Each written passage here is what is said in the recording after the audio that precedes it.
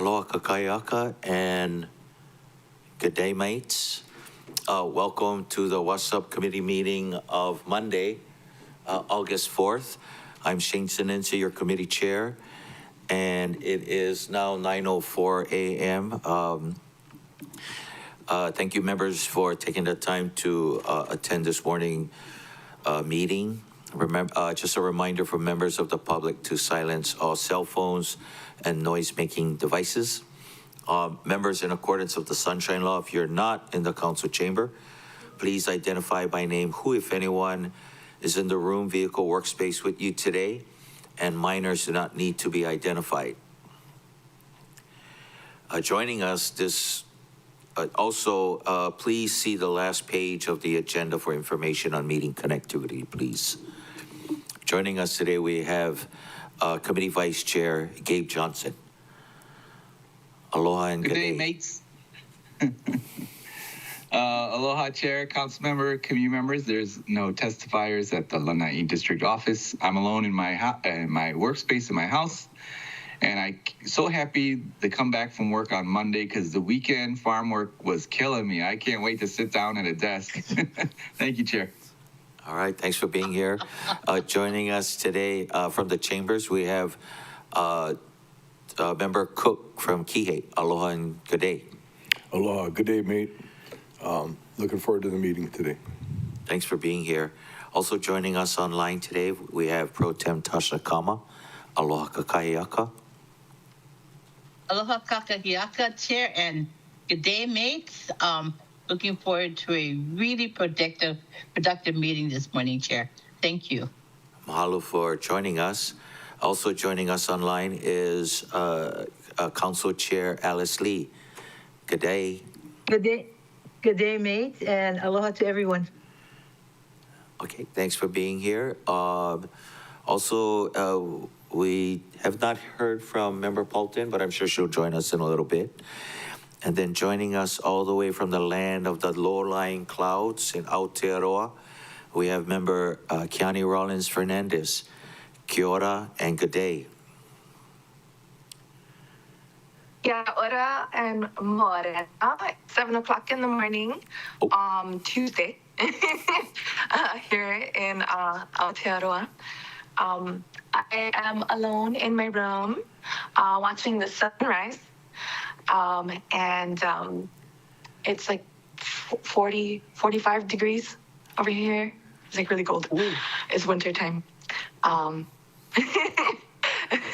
Mahalo for getting the kinks out for the week, Chair Senensi.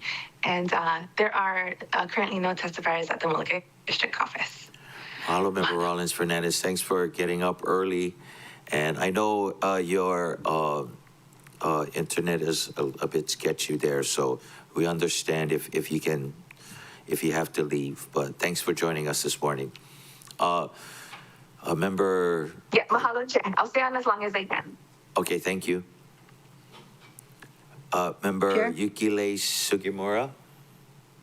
Oh, go ahead, Chair Lee. Just wanted to say that I have no one here in my workspace at home, and my dog Ko is outside chasing bugs. Okay, thanks for that update. Also, Councilmember Sugimura is excused, as well as Councilmember Hodgins is also excused for this morning's meeting. From the Department of Management, we have Managing Director Josiah Nishita. Chair, I don't see him online yet. Okay, I'm sure he'll join us in a little bit. From the Department of Planning, we have Deputy Director Anna Lillis. And from the Mayor's Office, we anticipate Ms. Risa Tamho, as well as Ms. Jody Yoshida. From Corporation Counsel, we have with us this morning in the chambers, Ms. Yukari Murakami. Aloha. Good day. Good morning. Members, we also have with us today Mr. Wesley Lowe, Chief Executive Officer with Halemakua. Aloha. Good day. Aloha and good day, mate. Also with him is his Vice President, Mr. Greg Schleis. Aloha and good morning. Aloha, good morning. And with the team, we have Mr. John Wallenstrom, with the Alakai Development. Aloha and welcome. Aloha, good day. Also joining us from Alakai Development, we have, is it Cayenne? Cayenne Pea. Aloha and welcome. Aloha, good morning. Morning. Also for our second item, we have Mr. Robert Hale Pahia, and he'll be joining us later on in the meeting. Our community staff members this morning is Ms. Griselda Paranara. Aloha. Ms. Clarissa McDonald. Also joining us is Ms. Ellen McKinley, Ms. Tiare Del Castillo, Ms. Megan Moniz, Ms. Leigh Deneen, and Ms. Jean Pokipala. Welcome, everyone. Okay, members, on today's agenda, we have two items. Resolution 25-139, Halemakua Health Services Workforce Rental Housing Project, WASSP 8, and independent nomination board notification of Robert Hale Pahia as an applicant to the East Maui Regional Community Board, WASSP 1, Parent 12. Let's begin with public testimony. In accordance with the Sunshine Law, testimony can occur at the beginning of the meeting but not be limited to the start of the meeting.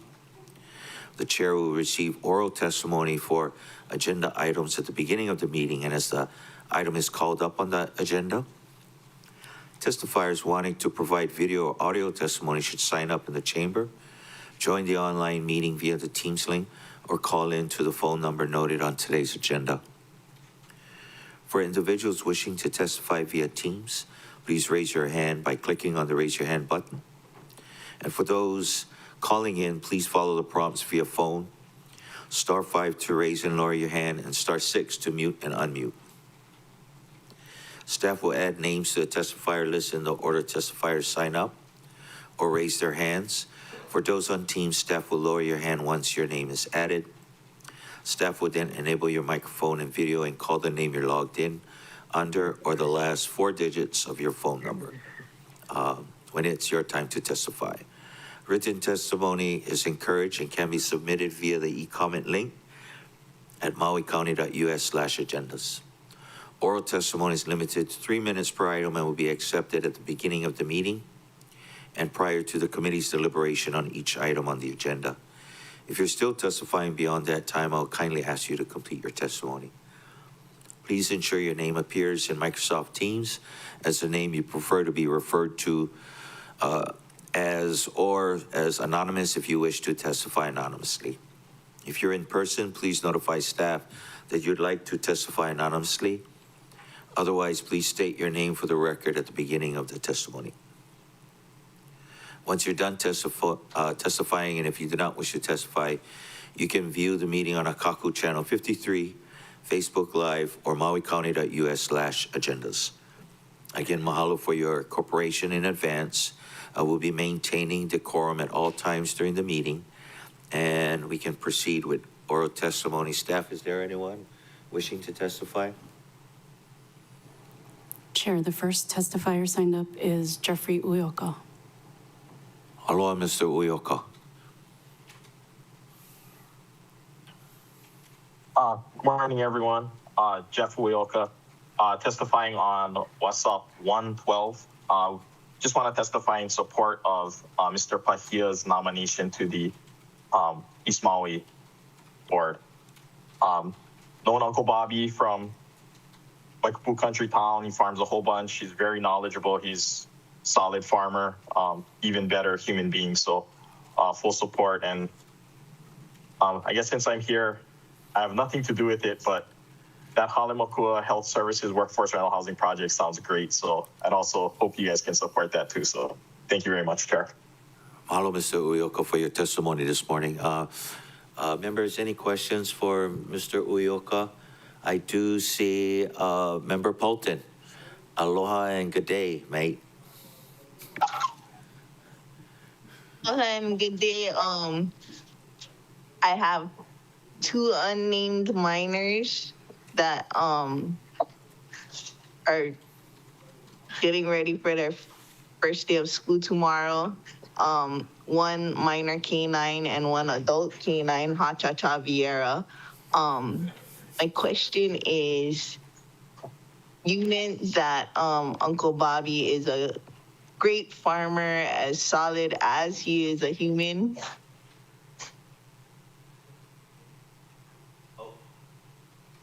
Oh, I just think he's an excellent human being. He's just a good person. That's what I meant by that. And I think he's a very good farmer too. Not an excellent farmer, though, you're saying. Oh, I think he makes a lot of taro, so I'm sure he's an excellent farmer. Okay, just needed to clarify that for the record. Both complimentary. Mahalo, Member Paulton. Any other questions for the testifier? Seeing none. Mahalo, Mr. Uyoka.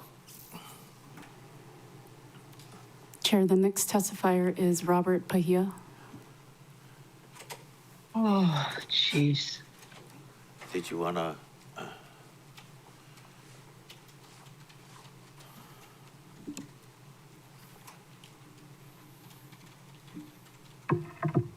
This can be handed out to whoever. Thank you. Aloha and good morning. Morning.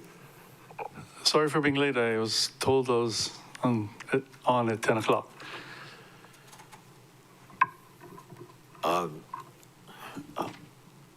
Uncle Bobby, we have you for the second item today. So we have a first item, and then we can refer to you when your item comes up after this first item. Good. Okay. Thank you. Okay. Thanks for coming. Staff? Chair, there's currently no one else signed up to testify. If someone would like to testify in the chambers, please let staff know, or on Microsoft Teams, please raise your hand. Would you want to do a final call? Yes, please. Okay. This is final call. 3, 2, 1. Chair, it appears no one wishes to testify.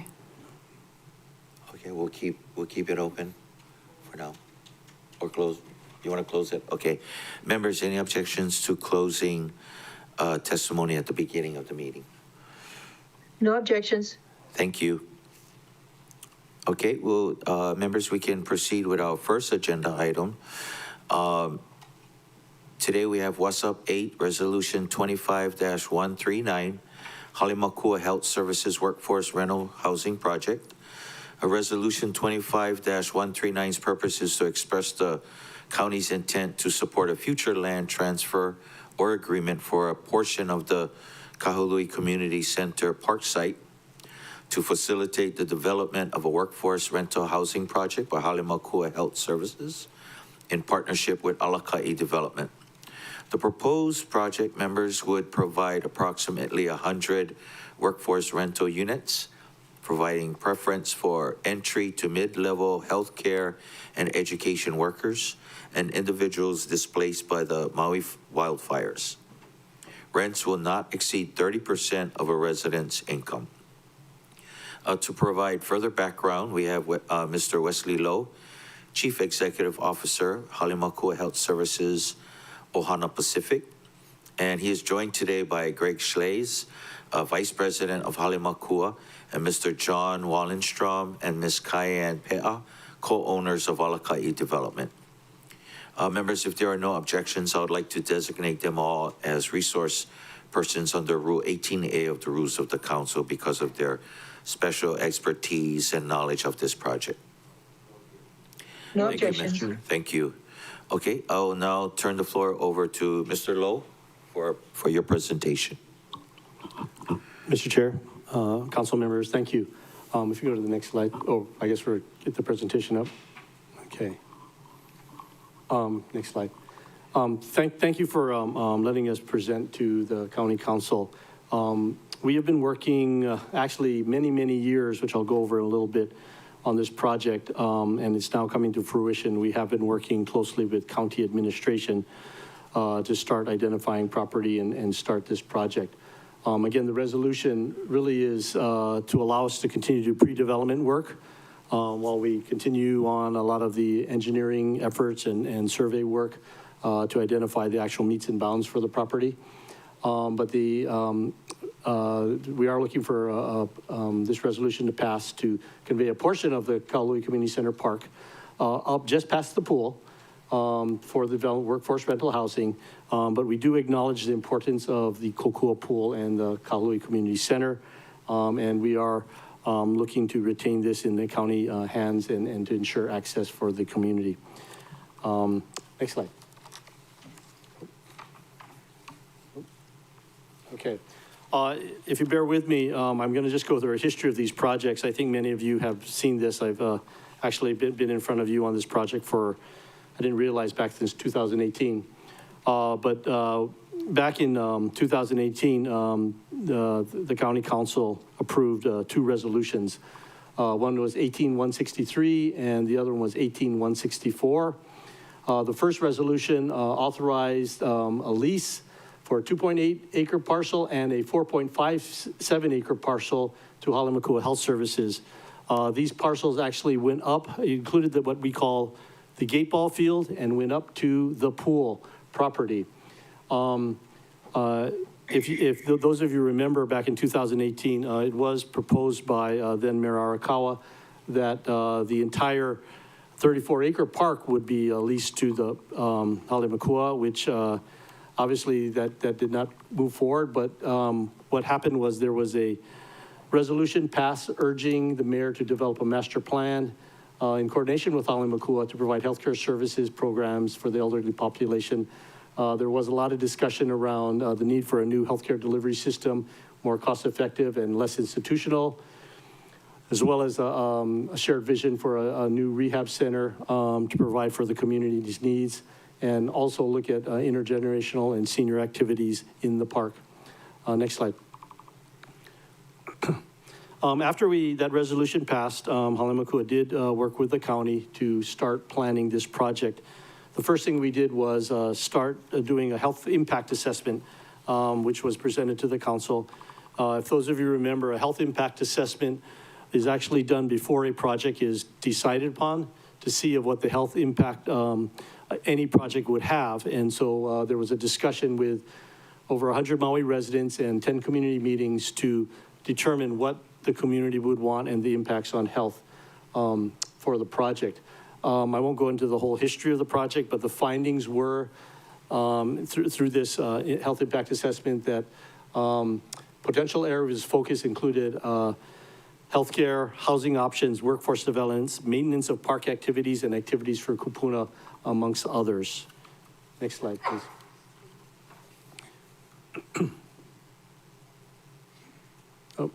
Subsequent to the health impact assessment, Halemakua did do a community survey where we surveyed 400 Maui County residents.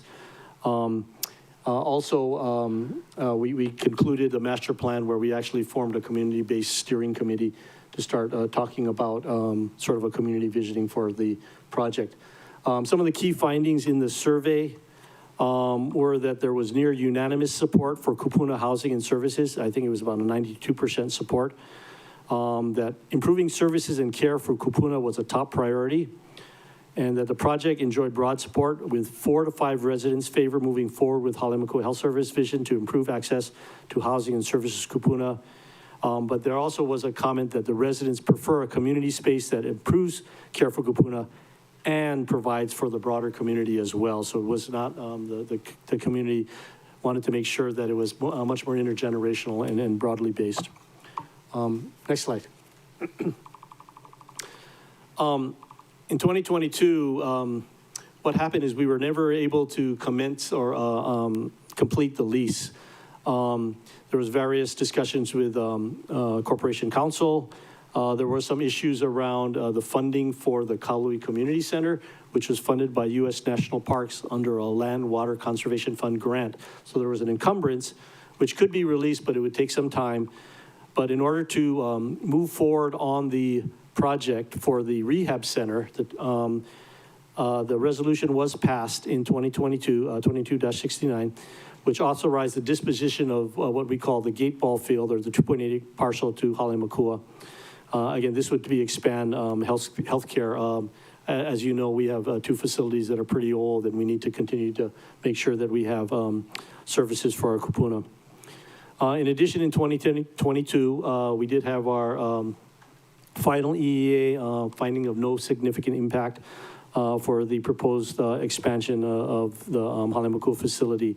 The FONSI actually was for a 76,000-foot, two-story healthcare facility. Next slide. I'll be fairly quick on this. In 23, we got the certificate of need approved by the State Health Planning Development Administration for the project, and we selected a design team for the rehab center. Obviously, we all know in August 8th, 2023, we were subjected to the Maui fires, which kind of turned everybody's world a little bit upside down. In 2024, we began design of the rehab center, and then shortly thereafter, Office of Economic Development and the state DBED actually formed the Maui Economic Recovery Commission. I know many of the council members were at one of the meetings last week.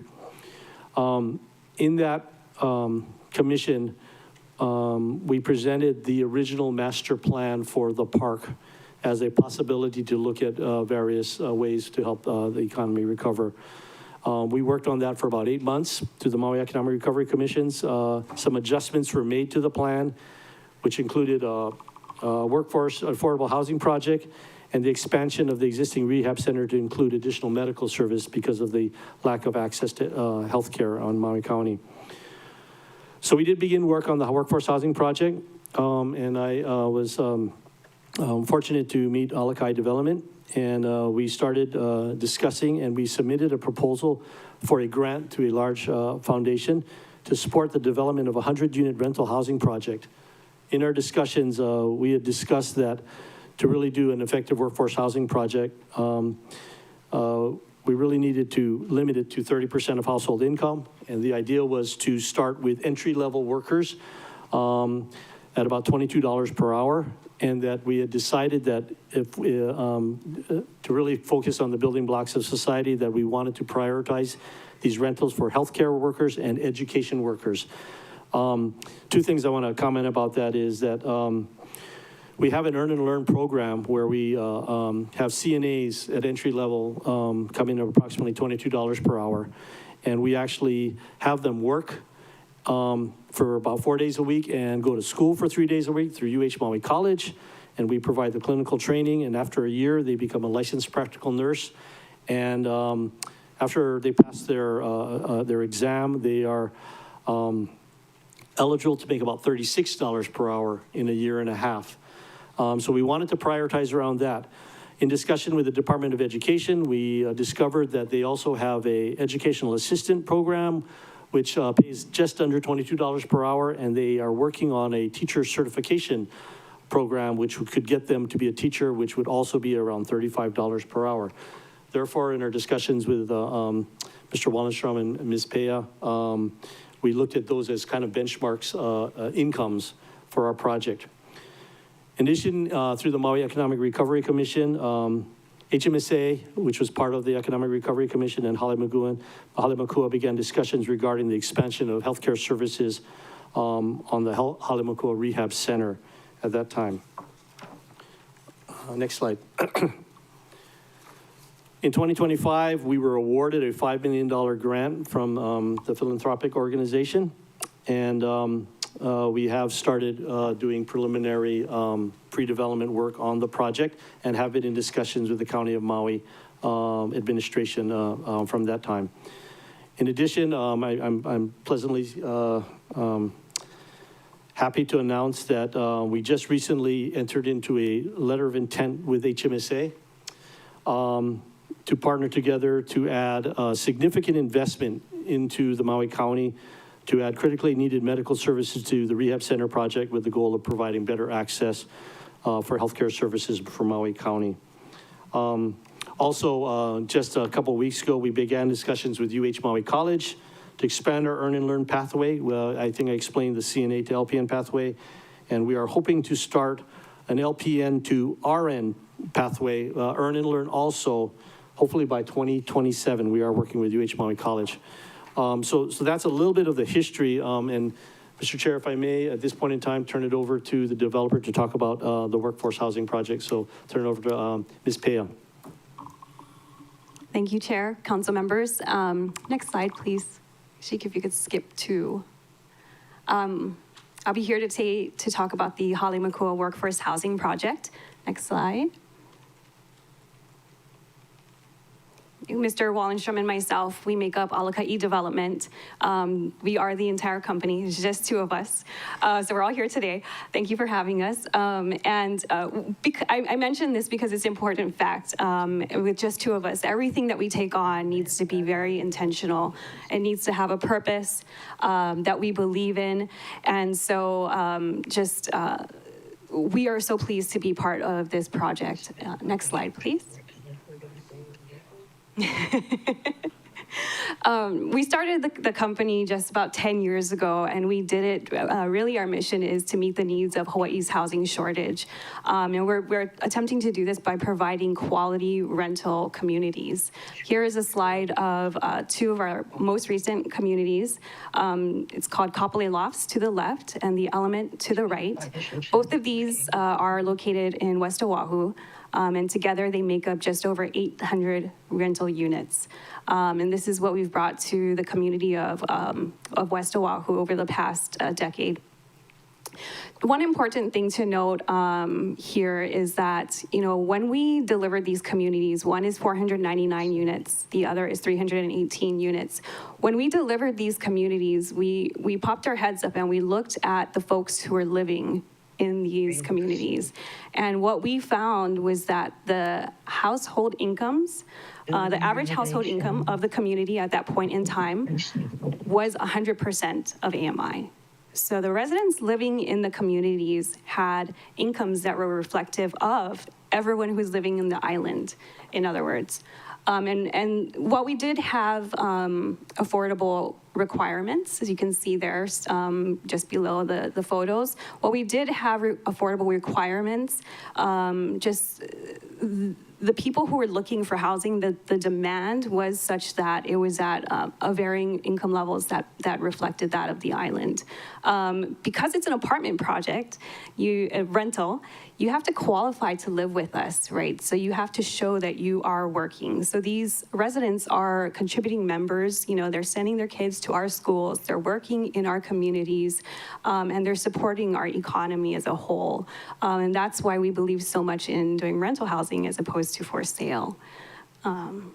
Next slide.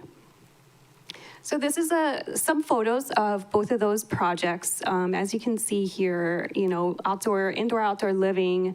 The buildings are 3-story garden-style walk-ups, and that is very much our intent for this next project as well. So you're not going to be driving by, a massive 30-foot condo, and we're not going to plop that into the community. These are very, very nice walkable communities that we create. The next slide, please. This is a very, very preliminary site plan, but as you can see, we are maintaining the Kokua pool, we are maintaining the community center, and we will be putting 100 rental units around that, both of those landmarks there. You can see the kind of the triangle to the bottom is the Careplex site, and if you look at what we would call Plan North, so just above the photo, that is the current location of Halemakua. So again, this project will be targeted to healthcare and education workers. We think it's a great progression with Halemakua's Earn and Learn program. And really, in our last 2 communities, the #1 reason for move-outs has been that they are moving to go and buy a home within the area. And so we feel that our projects serve a very important place in the housing ladder and providing just a little stop before the next step. And I'll turn it over to John now. Thank you very much. Thank you, Cayenne. Thank you, Wes and Greg, and thank you, County Council. We're so pleased to be here in Maui doing this. It's really a privilege to be bringing something that Cayenne and I feel strongly about. Could we go to the next slide, please? So Wes had mentioned the 30% of income, and that is, that's not something that Cayenne and I made up. That is what HUD suggests people spend on their housing. we don't typically do that in Hawaii, right? So Cayenne and I hold that, which allows people to go on vacation, to go out to dinner, to have a life that exceeds just paying for their housing. So our communities are, again, 100% of median. We end up housing the workforce here, and we do it in a way that people can live comfortably. So that's really it. I think actually, Wes, is there a next slide? I think that's the last slide. Okay, yeah. Actually, that's the summary. But we have started the project. We're doing our archaeological work right now. We have the engineers and the architects both moving. The architectural plans that you've seen, that we've shown you, are still, they're being massaged a bit, but we're working on that intently. The archaeological survey will be the long pole in the tent. That will take the longest time to get done. As we proceed with that, we'll do a 201H approval with HHFDC, who is also, they haven't committed, but they have suggested that they will be a large funder of this project. So by working with them, we can kind of work hand in glove with another source of money to allow this to go forward. And I think with that, I'll pause for questions or anything else. But again, I just want to reiterate, it's been wonderful working with Greg. It's been wonderful working with Wes. We really look forward to working well with Maui County, and we're pleased to be here.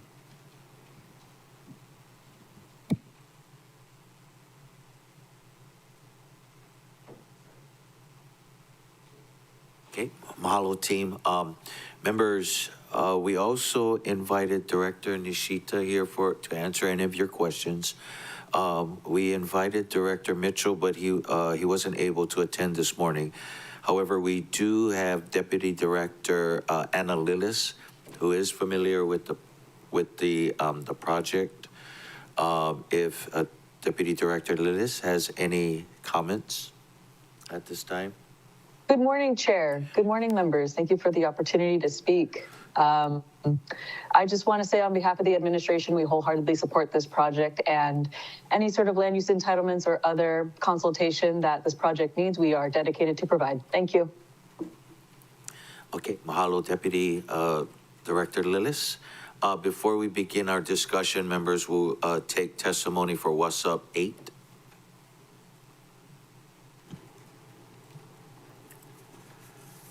Chair, there's currently no one who has signed up to testify.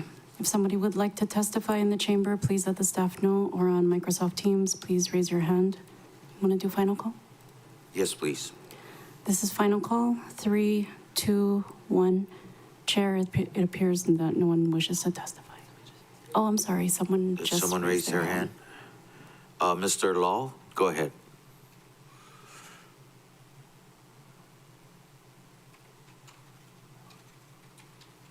Aloha, Johan Law testifying on behalf of myself.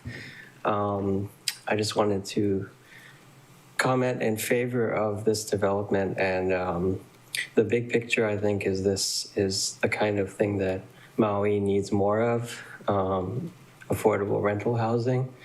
And so I'm in full support of anything that can create more of that. And also, I just want to say that the example they showed in Couple A is really well designed. I've seen it, drove around. It's, I think it's really important for people who are working class, like I guess most of us, to have housing that is walkable, well designed, where we can have communities where we see our neighbors, stuff like that. So I'm in full support. Mahalo. Hello, Mr. Law. Members, any questions for the testifier this morning? Seeing none, thank you for your testimony. Staff? Chair, there is no one else signed up to testify. If anyone would like to testify in the chamber, please let the staff know, or on Microsoft Teams, please raise your hand. This is final call, 3, 2, 1. It appears that no one wishes to testify. Thank you, members. Any objections to closing public testimony for this item? Thank you. Okay, members, I'd like to open the floor for questions and comments. Each member will have 3 minutes for the first round and then another 3 minutes for additional rounds as needed. And we'll go ahead and start with Committee Vice Chair Johnson for your 3 minutes. Thank you, Chair. And thank you, Mr. Lowe and your team for your presentation. Really appreciate it. I only have 3 minutes, so I'm just going to jump right into questions. So I was looking today for the ask for the committee. Are you guys going to try to apply for affordable housing funds? Are you looking at a partnership with the county? You know, let's start with that. Mr. Lowe. Mr. Chair. Thank you, Councilmember Johnson. Right now, we are not quite ready for the ask, but we will be asking for the land once we are able to identify the exact meets and bounds and the easements required to maintain the pool and the community center. As you know, that's pretty complex in doing that, and it'll probably take some time, and we will need to negotiate as we get through the various processes. Also, I think that at this point in time, and I will turn over to Ms. Bea and Mr. Wallenstrom. Right now, we have a preliminary capital stack, and if we are able to obtain the land and because of the philanthropic thing, and we are able to secure funding from HHFDC under the Dwelling Unit Revolving Fund, we are probably close, but last I checked, there's cost escalations going on right now, so I'll pass, if I may, Mr. Chair, I'll pass it on to Mr. Wallenstrom. Okay. Am I on? There we go. Yeah, I would say for those of you who have been to the site and understand the topography of that site, we will be coming in and asking for something. We're very fortunate to have a significant grant right now from the large philanthropic organization. The HHFDC, it's really a loan, is very significant as well. But there's a gap, and we'll be defining that here as we proceed with our engineering and our architecture. I would just add, we will be going through a 201H process. So we will be coming back in front of the council through that. I think we are at this time not looking to partner per se with the county. You know, we have Halemakua and Alakai development. Typically, we find financing sort of on our own through relationships with local banks, HHFDC. So that's about it for now. Well, I just want to applaud this kind of thinking outside the box, giving it for the specific needs of our community, the teachers and the education. I will always hope it for sale. And I was a little bit jealous of the Honolulu examples because they're 499 and 318. And this one's only 100. And that might be the size of the lots, but sure would maybe my next round you could expand it. But I'm really just... We need so much housing, and 100 is small, a drop in a bucket compared to the demand, but right now we're so thirsty, we'll take that drop. Thank you, Chair. Mahalo, Vice Chair Johnson. Next, we have Member Cook, followed by Pro Tem Kama. Thank you, Chair. My comment is wonderful project. I think it reflects well the county working with your organization collaboratively. The land is a significant cost to many projects. The other aspect of 201H, as far as the facilitating the project and enabling the project, is something that I think is sometimes underestimated as far as the benefit to not do a bunch of conditions and to enable the project. So my question is, from your experience, because you've done a lot of development, what type of cost escalation ballpark have you seen in the last 10 years? And what do you expect? Is this 4 years until you basically would be complete potentially for this project? I think we hope to beat 4 years. Okay. So if we let's the first cost escalation we've seen. Consistent, significant cost escalation. And so I've been developing here for about 18 years. And it's been consistent and significant. Maui is experiencing a lot of cost escalation right now. And then the second question, if we can move through the process, and the 201H is a terrific tool. There's a lot of requirements in order to do the 201H. So it takes us a long time to get the archaeological study done. That's our longest item. And so that's started. So the good news is that's going, and then we'll fit everything else in while that's happening. But let's say that was done and we had building permits today. Cayenne and I will build the housing in about a year, and we will start leasing it immediately, and we know what the demand is, so it will lease up as quickly as we turn a unit, or turn a building, essentially.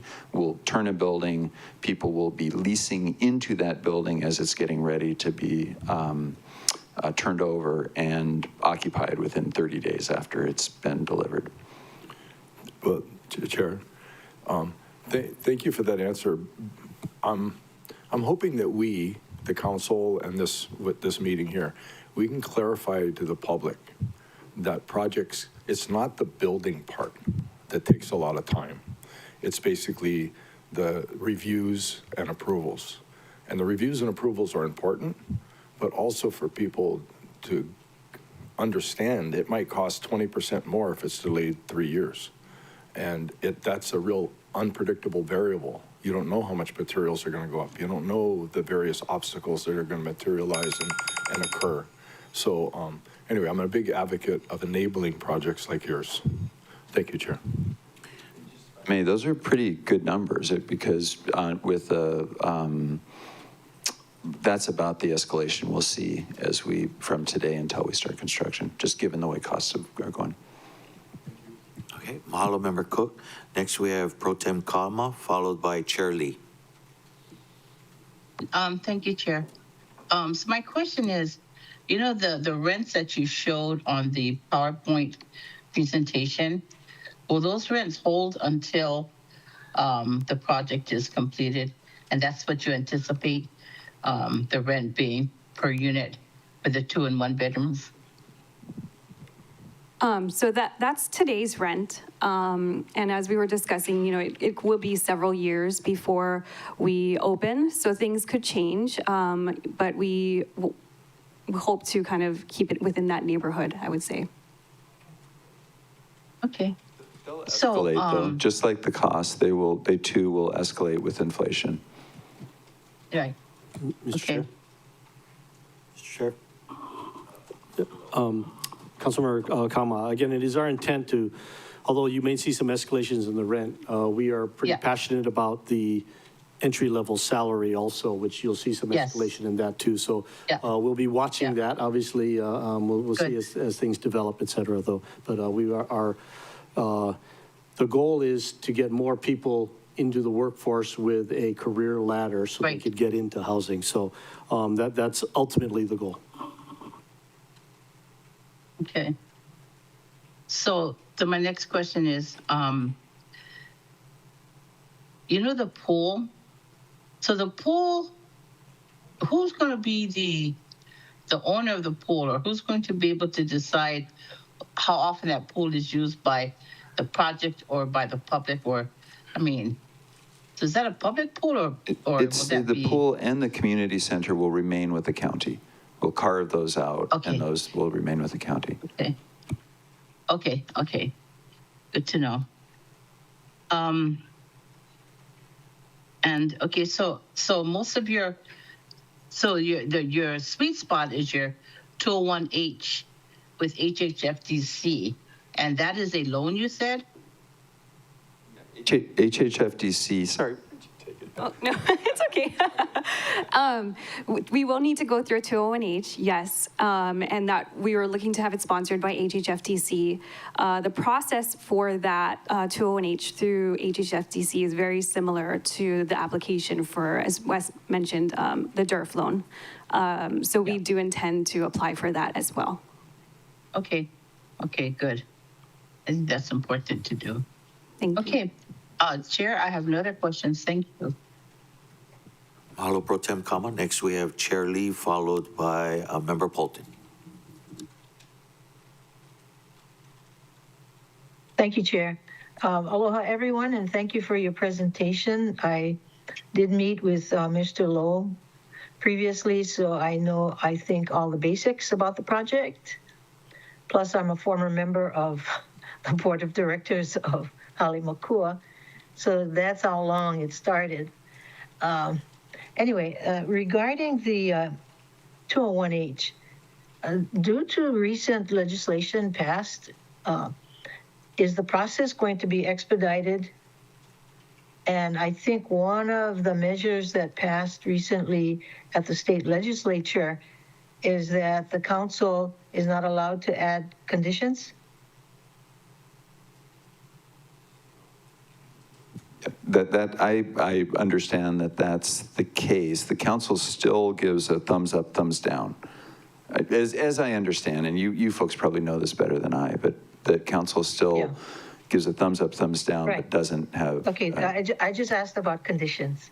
Yeah, we have to give it our approval, but it makes a big difference if we don't add conditions. So I just wanted to verify that. Okay. Thank you very much. So nodding is yes. Okay, thank you. That's all the questions I have, Chair Sinensi.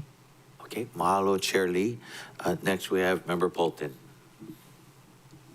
Thank you, Chair. Did you say Mr. Nishita is a resource as well for this item? Yes, he's here in the chambers. Did you have a question for him? Yes. Okay, he's making his way down to the rostrum. Can you start my time when he starts talking? Staff.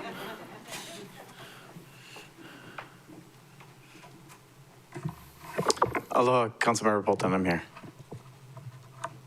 Thank you, Mr. Nishita. Long time no see. I just wanted to recollect that you said we purchased the Kupu'ohi parcel so that it would be affordable in perpetuity, that it wouldn't come back in 50 years or 25 years like Lahaina Front Street apartment, and we're grappling with affordability all over again, our kids or the next generation.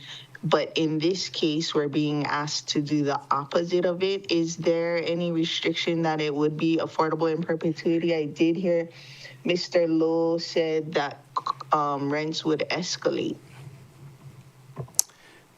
Thank you, Chair. Yeah, I think there's, continued discussions between developer Halimakua and us. I'll ultimately defer to them to, I guess, make comments on that, although the county's preference would be to maintain affordability into perpetuity. Thank you. Mr. Chair? I just was wondering if the county's preference is to maintain affordability in perpetuity, why are we conveying the title to the land? Because didn't we acquire title to Kupu'ohi in order to maintain perpetuity in affordability in perpetuity?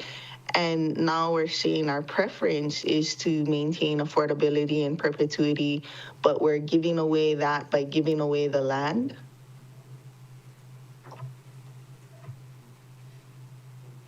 Mr. Chair, thank you, Councilmember Pelton. Obviously, we don't have a deed in front of you at this point in time. It's just moving forward on the project. I think in our last, the conveyance of the gate ball field, there were deed restrictions and CCNRs which required us to be providing health care on the site. I would imagine in our negotiations, there would be the appropriate deed restrictions, covenants, and conditions restrictions on the deed that could probably have some of those requirements in there. If I could just follow on that, we're absolutely committed to 30% of income, right? And so let's hope that the people in Maui make more money in the future than they are right now. And in that case, they will still have a housing option where they'll be making 30% of income, and it will be... Yes, I mean, I just would say that hopes and prayers hasn't done a lot for us, Hoping is not the same as it happening. And if they make less money in the future, they'll be paying 30% of the income. And Chair, if I may, just for clarification for Councilmember Bolton too, this isn't the actual, I guess, conveyance happening today or anything like that, which, we're continuing to discuss and work through details to them. So we'll come forward to you guys at a later date with actual, what the actual deed restrictions and requirements will be as a part of a potential conveyance. But, right now we're just trying to ascertain whether there's council support to move forward with it. And I think it's duly noted that your comments are in line with maintaining the property and affordability in whatever model that we end up bringing back before council too. Thank you. For my next round, I'll be asking what is included, as we've seen with the I think Kaulana Mahina project, although it's workforce housing, they have to pay for parking and a host of other things. So I just want to be sure that, there's laundry, it's not paid parking. Are the utilities included in that 30% as, most, that would be my next round, as well as, partnering with the Kupuna housing on evacuation needs because, as we saw during the tsunami evacuation, we don't really have a plan for elderly and disabled to be taken care of. And as we've seen with Halemahaolueono, about 2/3 of the people didn't make it out. Okay, Mahalo, Member Bolton. The next chair would like to recognize and welcome Member Yukile Sugimura for her opportunity. Thank you. Yeah. Aloha. Thank you. And sorry for my tardiness. Did you have any Thank you, Chair. questions for the Halemakua project at this time? I'll wait since I didn't hear all that has transpired so far. So. Okay. I had a couple questions. I did attend, again, as I mentioned, a graduation party at the community center. Is there any concerns? The question was about concerns about the proximity to the project and if noise or music or those types of things would affect the project. Are there any concerns or any measures to mitigate that?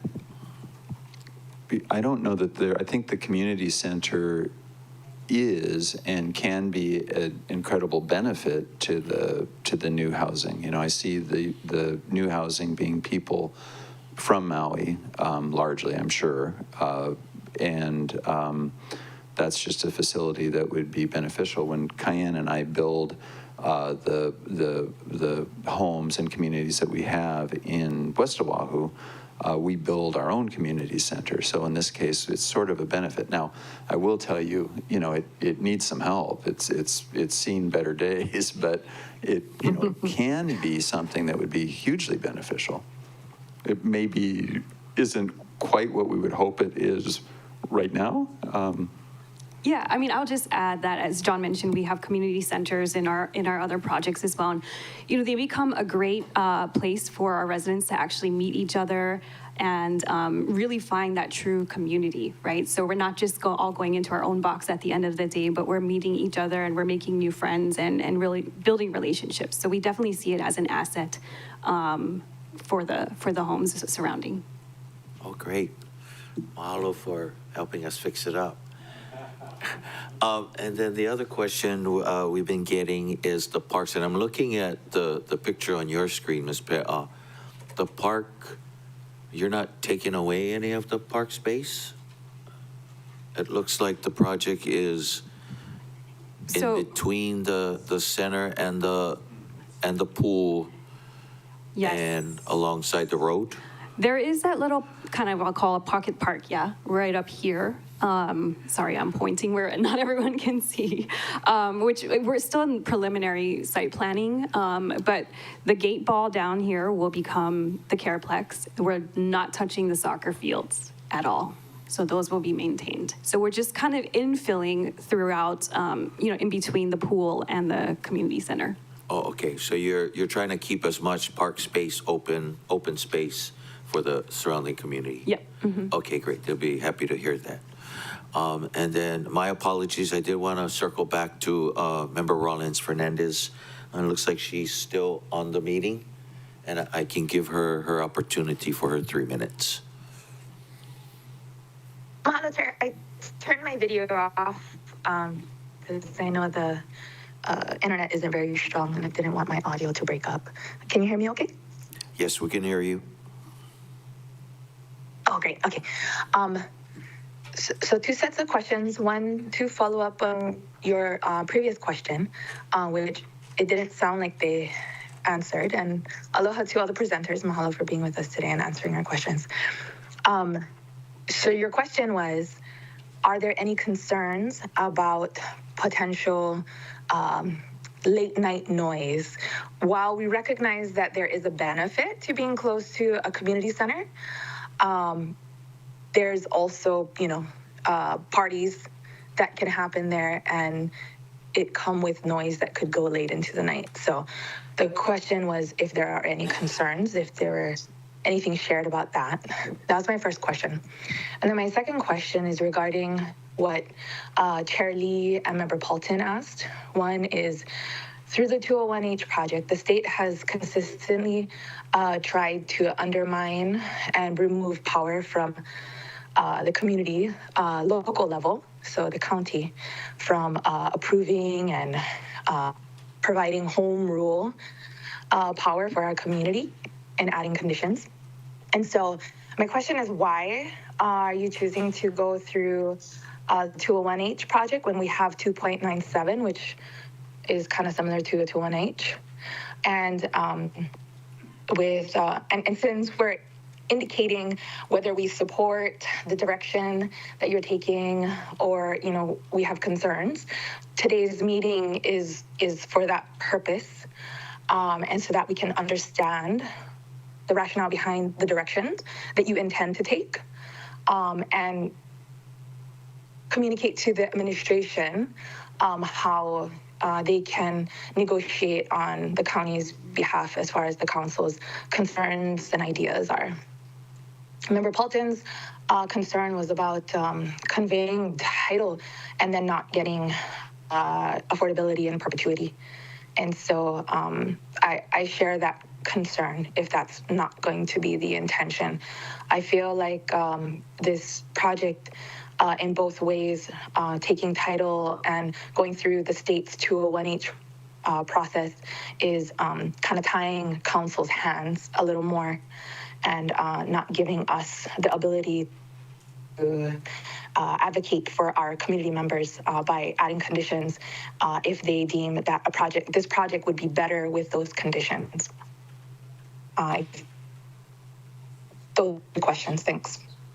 I'll start. I think answering your middle question first, but the 201H process in tandem with the DERF loan, like I mentioned, they're both the similar applications. So it kind of allows us to kill two birds with one stone. So it's just the efficiency of it and helping us to move forward with the project quicker than we needed to fill that gap otherwise and find another funding source.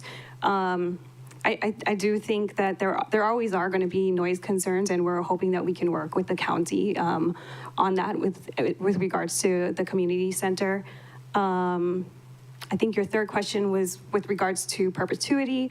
Our intent is to have the affordable housing requirements go as long as allowable by the agency that we'll work with to get that program done. I did mention, and that's why I kind of did, in our other communities, we had varying levels of requirements, but remember, both of those communities ended up being 100% of median income. So without doing that intentionally, that's just who ended up coming and living with us. John? Just to follow on Cayenne, the DERF loan is far and away the largest piece of money in our capital stack, far and away. The county, I don't believe the county has its many tens of millions of dollars that allows this project to happen. Without the DERF loan, this project won't happen. So it's critically important to the project and its feasibility. Member Rollins Fernandez, just a quick comment. We've been looking at this parcel and the community center for some time. I think it was back under Don Guzman that we originally came up with some of the notions around this. At the time, there was talk about relocating the community center. I think at that point in time, it was down by Pomac High School, about a mile down the road, et cetera.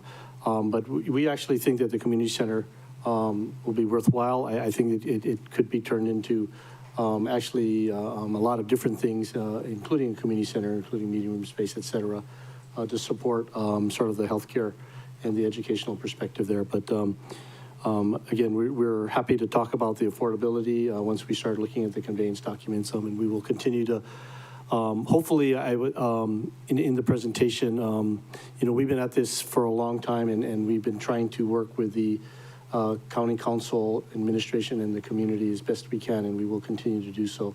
We'll use our best efforts. Thank you. Appreciate all of your responses. Mahalo, Chair. Mahalo, Member Rollins Fernandez. We'll circle back to Member Sugimura just to clarify that she's alone in her office. I am alone in my office. I have staff in the next room, which is, but they're not in my office. Yep. Okay. Thank you. And then we can circle back to you for any more questions. If not, we'll continue back to Committee Vice Chair Johnson for his second round. Thank you, Chair. As we all know, HHFDC money is competitive, so you guys aren't guaranteed the money, but it is competitive. And scoring, one of the ways to score is if the county owns the land that you guys will be building on. Now, this is something I'm curious on timing. Are you guys you're gonna get the land and then apply for HHFDC money? Does that lower your score? Are you guys confident you're going to be high on the list of folks getting the money? Well, I'll ask you guys first, and then the next one's going to be for Director Nishida. Sure. Sorry, I totally just blanked out. So actually, we're not applying for the LIHTC, low-income housing tax credits, which would be scored. We would be applying for DERF, which is just an open application. Of course, it does still need to go to the board. And in order for that to be approved, we would need to have the land subdivided and under control. Okay. All right. Thanks for that clarification. Thank you. Managing Director Nishida, oh, he's coming to the podium. I'll give him. Yeah, go ahead, Councilmember Johnson. So why are we not leasing, and why aren't we leasing land for this project? Well, I think ultimately one of the purposes of coming here today is to get the council's feedback as to, what the council is feeling and concerned about, and questions on, and ultimately support. In any type of development project, in terms of balancing out, investment into the project and things like that, there's different types of models that could be used, to be able to make it pencil out, so to say. So, we, like I said, before we come to the council with a final determination as to what the ultimate agreement and or arrangement is, we will have, continued discussions with the developer and Halemakua on that. And I think, the feedback that we're getting here today for all of our partners is important to consider as we kind of hammer out those details. Thank you. Yeah, thank you, Managing Director Nishida. You make a valid point that, if you guys are going to come to this council and speak on, and hear some of our concerns. I mean, you've heard some legitimate concerns. You know, I personally would prefer to keep the land. The ideas of affordability, the ideas of deed restrictions, the ideas of the piling on extra costs like parking, like what Councilmember Paul was adding to. These are all things that can make you can have a good project that doesn't have these prices, or you can have some not so good projects that nickel and dime our residents. And that's really I'm glad you guys are saying that you're coming here to hear our concerns, because I think I share that concern. I don't want these to say these are 30% of your income, and yet you've got to pay for all these extra things. It ends up adding a lot. So I echo some of that sentiment, and I appreciate you guys being here before us, just to let you know that's how I feel. And I heard my time. Thank you, Chair. Hello, Committee, Vice Chair Johnson. Next, we have Member Cook for his second round.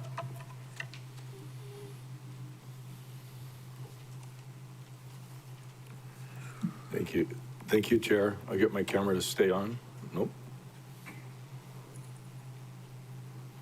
There we go. How long have you been working on the project? I mean, as far as like what we see, there's a time, money invested, the description of the program, because it is a complete comprehensive program as far as the employment, the ladder, something that is very, I haven't seen any other developers coming with this type of program. It is really a collaborative effort with the nonprofit, with the developer, with the administration, potentially for the land. So I just want to like emphasize what I see and what I'm hearing. Ballpark, what does it cost to get it to this point? Real general. We are, I mean, and we are very fortunate to have the support of I can't use the name. Well, Holly McCool certainly, but also of the benefactor, right? We have this grant, the foundation. Thank you, I'm forgetting that word. But gosh, I don't know if we're $300,000 in maybe right now. Something like that. And that's just us and our time on it, right? Holly McCool has been working on it for much longer, but that's it so far. Anyway, I hear my colleagues' concerns. I, for one, are hoping that we as a council can start focusing on what we hope to achieve and want to accomplish instead of what we're afraid of happening. And I think there's a lack of trust that needs to be developed over time. Projects like yours I see as a good opportunity to collaboratively work with and monitor along the way, but the council keeping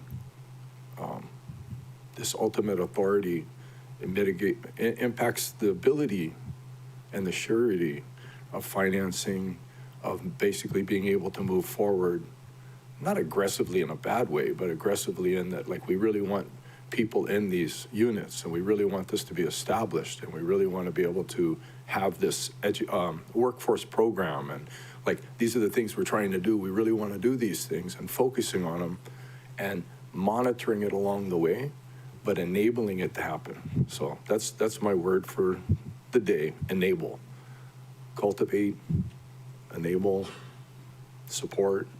And it isn't without expectations. There's a very heavy expectation for me, as supportive I am, that you're going to do what you're saying, that you're going to project what it is, but also recognizing in my past experience as far as building projects, there's a gazillion variables, and to have to be able to predict exactly how it's going to go doesn't occur with something like this. So anyway, thank you, Chair, and thank you for what you're doing. Hello, Member Cook. Next, we have Pro Tem Kama, followed by Chair Lee for their second round opportunity.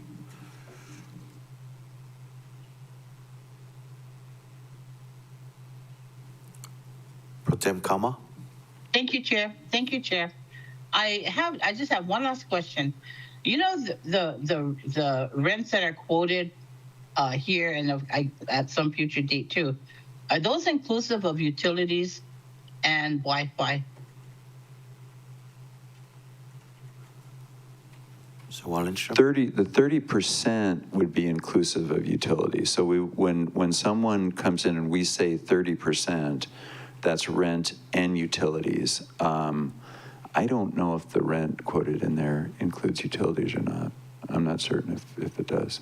But again, I think it would be helpful to think of the people. You know, these are the people that we're trying to serve. We all know who they are, right? They're having a very difficult time, more difficult time in Maui than they are in Oahu, and they're having a heck of a difficult time in Oahu, but more difficult here. And when we say we will charge them 30%, it is 30% inclusive of utilities.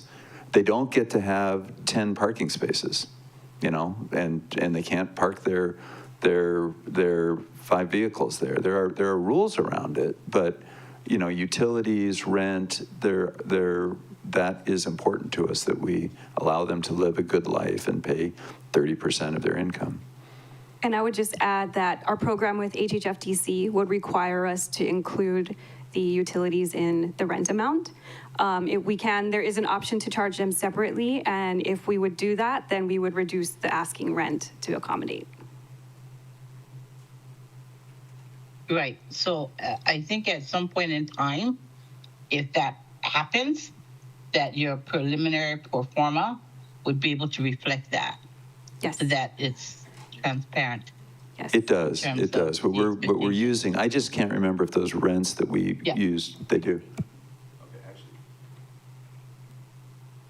Okay. Well, thank you. Thank you, Chair. Mahalo Pro Tem Kama. Next, we have Chair Lee, followed by Member Bolton. Thank you, Chair. I have no further questions. Okay, thank you. Member Bolton, followed by Member Rollins Fernandez. Thank you, Chair. Can you, in asking for a resolution to generally support it, I would generally support it, but when the time comes for us to convey the land, I would hope that there is a lot more detail. Like when you say utilities are included and Member Kama asked Wi-Fi, I'd like to know exactly what utilities and what will be charged. If there's laundry facilities in unit, if they're going to be charged per pet, if they're going to be charged per parking. These are things with the Linda Schatz project that people are complaining to us on the daily about. Some people, that's workforce housing, and some people are paying way over $4,000 a month with all the add-ons. And this is supposed to be workforce housing as well. I was shamed for not supporting that project, and now I'm the one listening to the complaints. So I'd like to know exactly what is included in utilities. Are we talking about water, electric, sewer, rubbish, Wi-Fi? Is it going to be, I'm not asking for 10 parking spaces, but are they going to be charged for parking? Are they going to have laundry in the unit? Is there going to be a ratio of laundry facilities, 1 to 12? We're not desperate that we'll accept anything that turns out of affordability in 5-10 years. We're trying to make good decisions with public assets, public money. And so I just want the details. I see the presentation, but it's short on details. So if you're saying this is the presentation, generally I'm supportive, but the devil is always in the details. The Kaulana Mahina Linda Schatz project got built, and now we're hearing the backlash of people saying this is what workforce housing is. Who makes $4,500 a month and they're paying for a multifamily unit where they can have one parking stall if they pay for it. So I'm not trying to be I'm not supportive, but there's not very much details to go on. If I may, I totally understand your concerns. And I think we definitely want to bring forth those details so that everyone sort of understands what we'll be doing. It's just that we're not that far along yet. These aren't things that we can determine at this point when we don't even have surety of land. But we would love to. We hear your concerns and we want to provide that information. Yeah, sorry, and I didn't get to the, part of Lahaina burning down was lack of infrastructure and lack of coordination for elderly and disabled evacuation. So I guess if you allow a next round, that would be where I'd go for on that one. Mr. Lowe, go ahead. Mr. Chair, thank you, Member Balton. So the independent living, you're correct. I know Halemaho'ole had some issues in Iono that burned over there. For facilities like Halemakua, we're required by federal and state regulations to have evacuation plans. We would certainly be providing all those services, et cetera. Frankly, we think that the synergies between the two would be helpful. Frankly, in the fires, we were actually preparing to take care of Kula when the fire was heading down in that direction toward Kula Hospital. So we have a pretty thorough disaster mitigations plans. I'm happy to share them.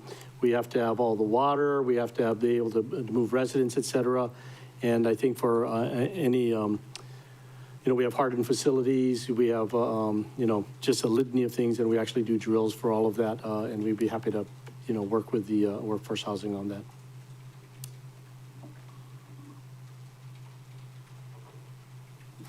Okay. Thank you. Next, we have Member Rollins Fernandez, followed by Member Sugimura.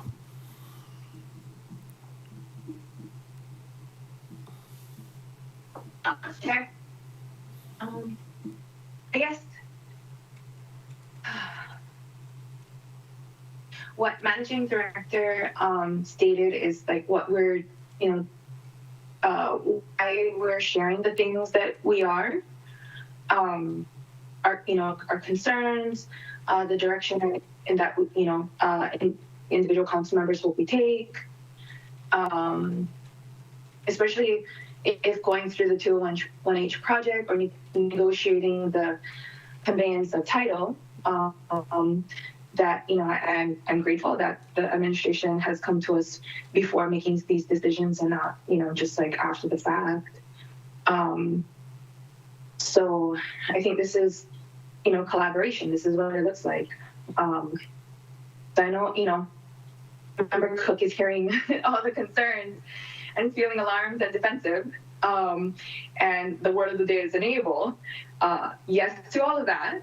But that's the point of today's meeting, is to share the things that we hope to avoid.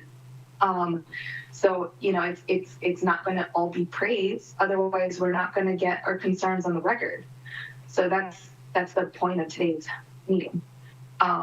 Because, I was here when it was what Mr. Lowe was talking about with the earlier version of this project, and I supported it then, and I'm supportive of the concept now.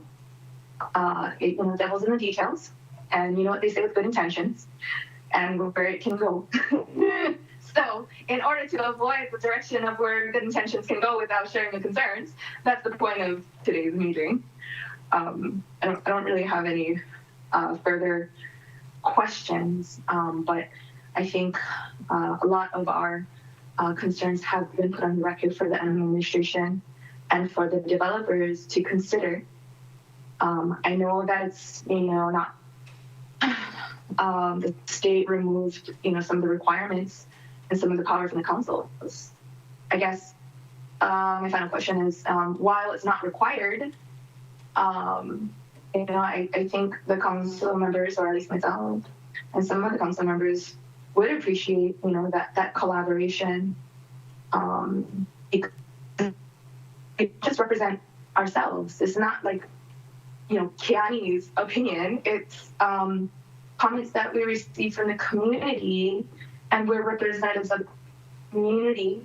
And as Member Paulton shared with the Kalama Project, these are things that the community reaches out to us as their elected officials to ensure is represented in and included in discussions and decision making. So, so that's my question. Mahalo, Member Rollins Fernandez, Manao. Next, we have Member Sugimura. Oh, did you want was there a question you wanted answered? Yeah. Oh. It's not required, but I'm asking if they're going to come to us anyway.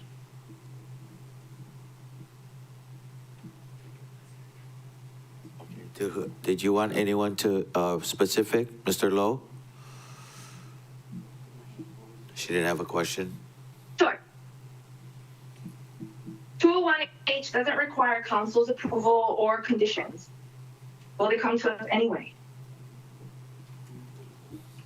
For the 201H. Mr. Chair, that's what I understand past. You know, I don't think that's our intent. I mean, I think we want to work collaboratively with the council and the administration as we move through this. I think, again, hopeful that we're showing that we want to work with you guys step by step the entire way, irrespective of the, what I understand the state passed this year. I mean, we want this to be a project that we all support. This is driven by the community, the need for housing and the need for healthcare. So, you know, we're not trying to push any, you know, for-profit type of development. So, we will use our best efforts and to continue to work with the council and the administration to address all the items prior to us coming through with the 201H. Thank you, Mr. Chair. I really appreciate that commitment. Mahalo. Okay, Mahalo, Member Rollins Fernandez. Next, we have Member Sugimura. Yeah, thanks. So listening to this discussion, I want to first start off with saying that this project, I was part of the Economic Recovery Commission, and this particular project was the committee that I was on. So I was not sure at what part of all this information that I have was, you know, was part of this. But I want to say that this Kahului Community Center parcel, which is significantly part of everything else that could, you know, that we need for the project to happen. So I support this resolution, and that I do know what Halemakua, Mr. Lowe, and the developers are trying to achieve is to create this housing project for workforce housing for workers within the healthcare industry, and as well as kupuna, and it's really situated exactly where it should be because of our aging Kahului community from the early days when it was first built, right? So we have this aging community, perfect place for it, like Halemaha'olu, Halemakua, to work together to come up with this workforce housing for 100-unit rental community, and is targeted for entry-level or mid-level healthcare and education workers, and those displaced by the Maui wildfire. So that's the concept of this committee that I was part of. And I really truly believe that what will be taken away from today's discussion will be the development project as well as Halemakua to work towards achieving some of the concerns expressed today. So I support this 100%. It is an amazing project to me, trying to develop exactly what we as council members talk about in terms of workforce housing, but really targeting those that highly in need in terms of healthcare and the kupuna, and to be situated exactly where it should be. And I look forward to working with this project further, and I commend them for all the achievements that they have so far. Okay. Mr. Lowe, you have anything to add? Thank you, Councilmember Sugimura. I think the opportunity to basically say is that we need to do something about our workforce for our aging community. And we talked about this a lot in the Economic Recovery Commission. If we do workforce development and we don't provide housing, the people will leave. We need to find a way to keep them, and the goal is to provide health care for our community. The addition of the workforce housing is super important, but also the fact that we have the largest deficit of physicians in the state of Hawaii, on Maui. And part of this goal is to find a place, and with HMSA, to start bringing additional practitioners onto the island to take care of our community is vital to the survival of our community. Thank you. Okay, mahalo, Mr. Lowe. Members, any need for a third round of questions? You can just go ahead and raise your hand. Member Paulton. Thank you, Chair, and thank you, Mr. Lowe, for answering the disaster evacuation component. I wanted to build off of what Member Sugimura said, and if you guys could clarify how we're able to target entry and mid-level healthcare and education workers, and I'm assuming that's like public school education or medical healthcare education, because that if you are able to like guarantee or do, I would love to see us replicate, because for essential workers, but I understand you work in the healthcare field in Halemakua, so that is a good fit, but I'd like to learn more on how we can make that happen rather than just use the words target. How do we make that become a reality? Mr. Chair, thank you, Councilmember Paulton. We do have to deal with the Fair Housing Act, and we are been very careful in the types of funding that we get. We are going to be providing preference to healthcare workers, education workers. I know we do need to still continue to work through some of the nuances of that. I think you were at the Economic Recovery Commission that the question came up. So that's one thing. The other thing is targeted marketing towards this. We are actually looking for people that want to find a way to improve their lives. We are starting to work with various community groups to start having them find a career that can progress them and use our Earn and Learn and training program, where we fund them actually during that. And we have started working with the Department of Education. We're surrounded by Maui High and Maui Waena, et cetera. So we have talked to them, and again, UH Maui College has been a fabulous partner for this. But I think that's the main things that we're going to do is preference. We are going to look at a little bit more in depth on what kinds of preference. If I can stop you there, like Member Johnson's preference for local residents based on the length of residency.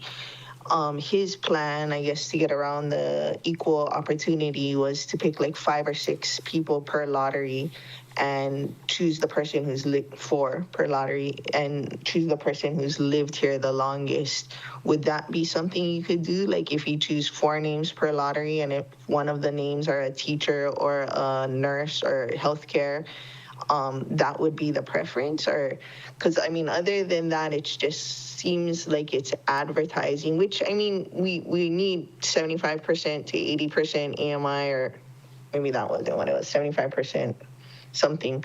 But other than that, it seems just words, which is not a deal breaker for me, but I would like to see the intention that you're proposing come to fruition. Hello. Mr. Chair, Councilmember Pelton, I think, in my heart of hearts, that would be great if we could do that. I think we're going to have some legal issues around that. I hate to admit this, I did chat GPT this question. And there are some risks involving that. I think our idea is to give preference for a specific period of time for educators and teachers, and because they would be employed here, would be potentially a requirement. Therein lies that it would be less restrictive, and so that it would be past some of the muster of the Fair Housing Act. But I love all these ideas. we just need to develop it a little bit more while we're going through the process, I think. But yeah, we just need to make sure that they don't come with handcuffs for me from the feds, et cetera, on the Fair Housing Act. And no judgment on the chat GPT from me.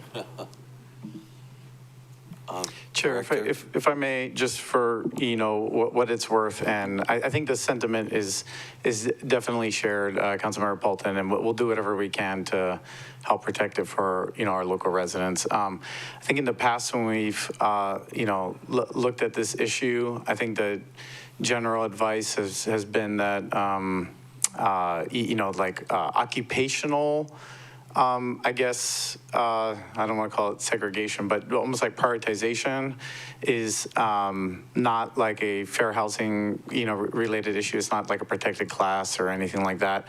And then my understanding on the residency requirements is not necessarily a fair housing issue as it is a U.S. Constitution issue about, you know, residents of the United States having essentially equal opportunity between states. So, you know, we'll continue to look at this as much as we can, but, you know, just providing that for context of, you know, discussions that have been in the past. Thank you.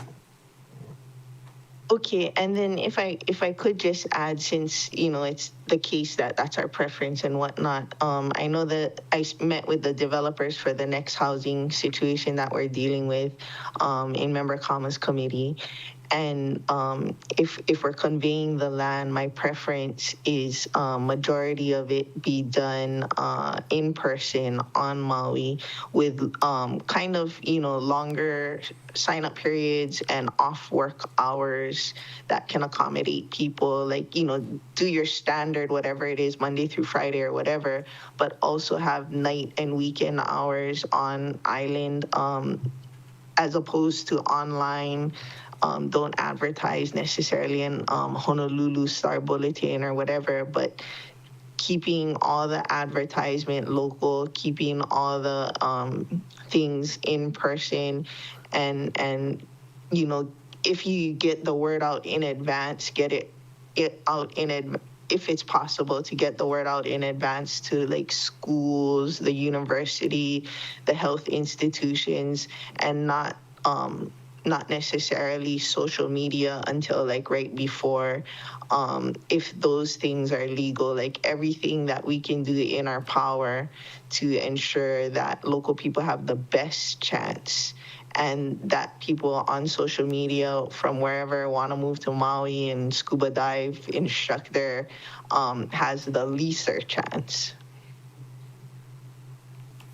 So, and this isn't Maui, this is in Oahu.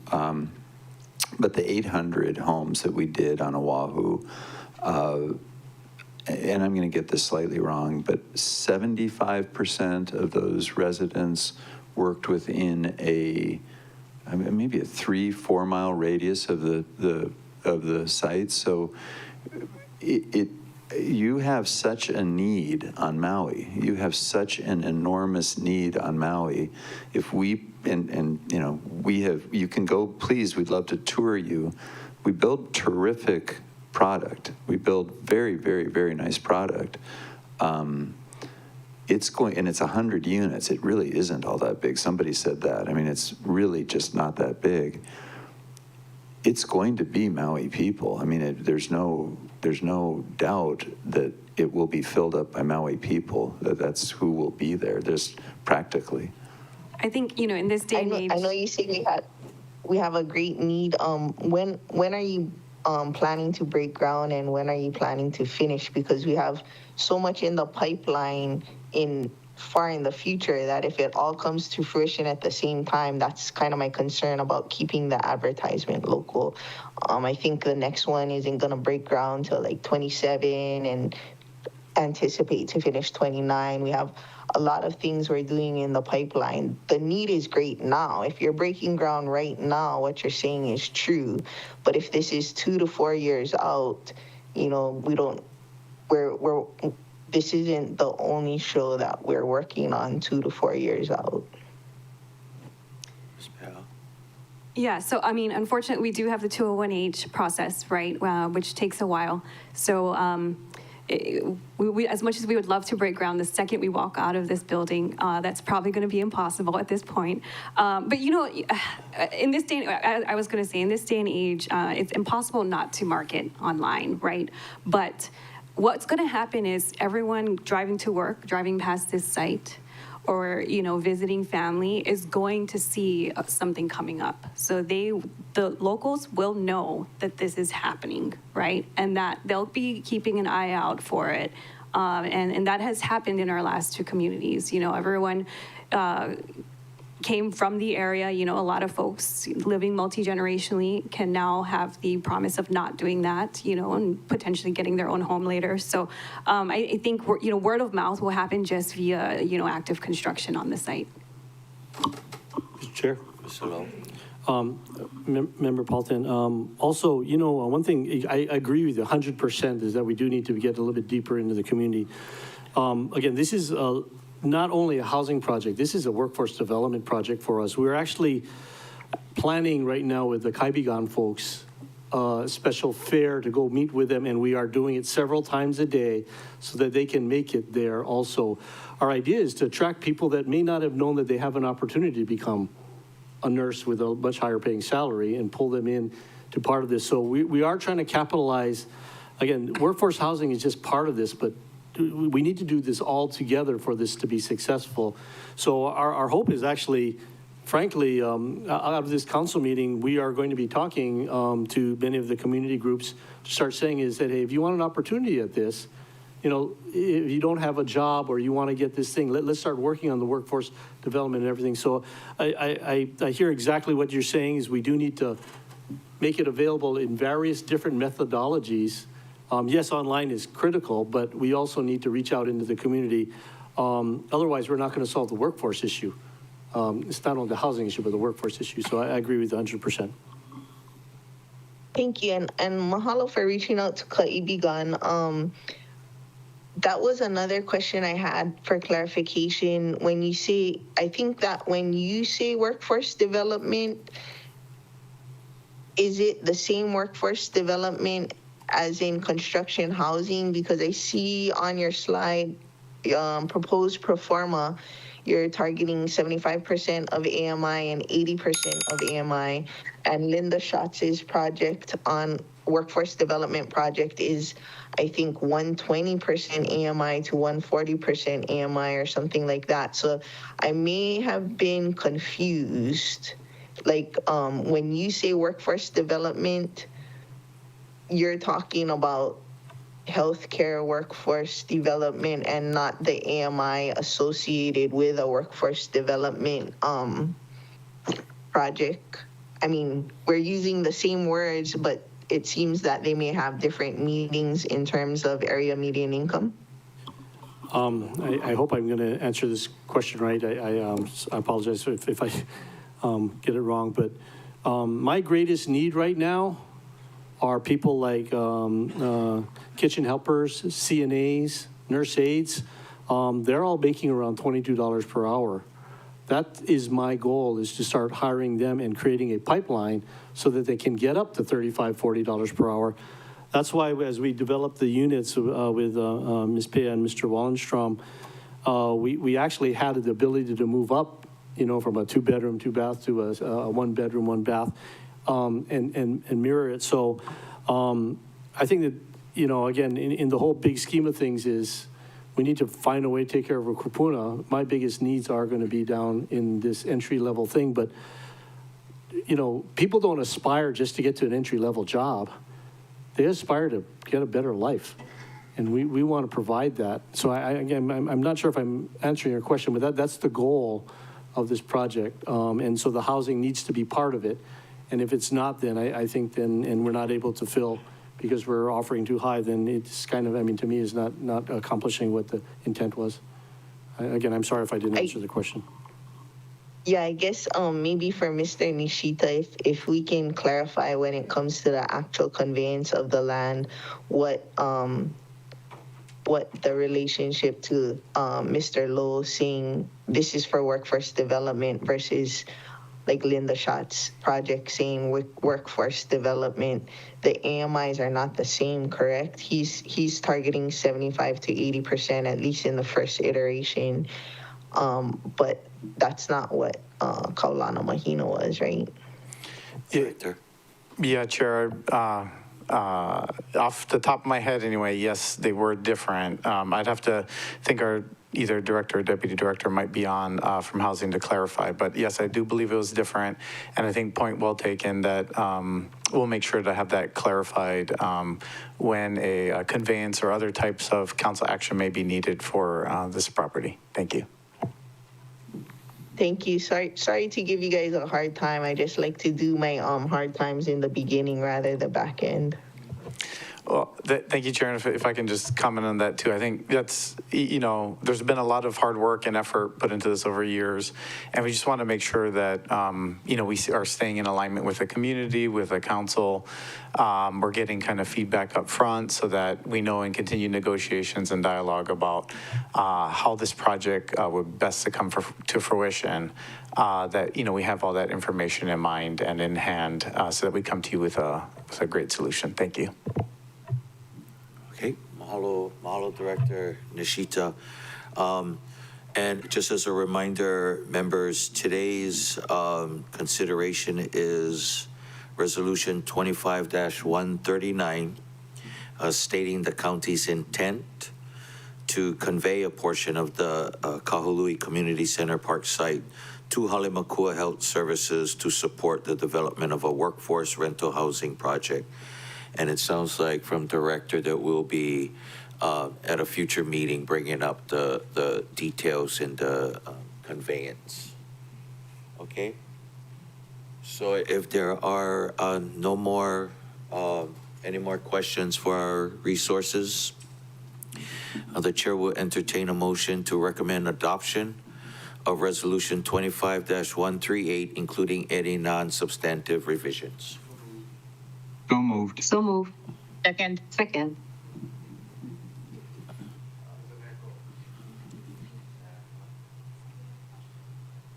I know. Okay, it's been moved by Committee Vice Chair Johnson and seconded by Pro Tem Kama. Discussion. Member Polton.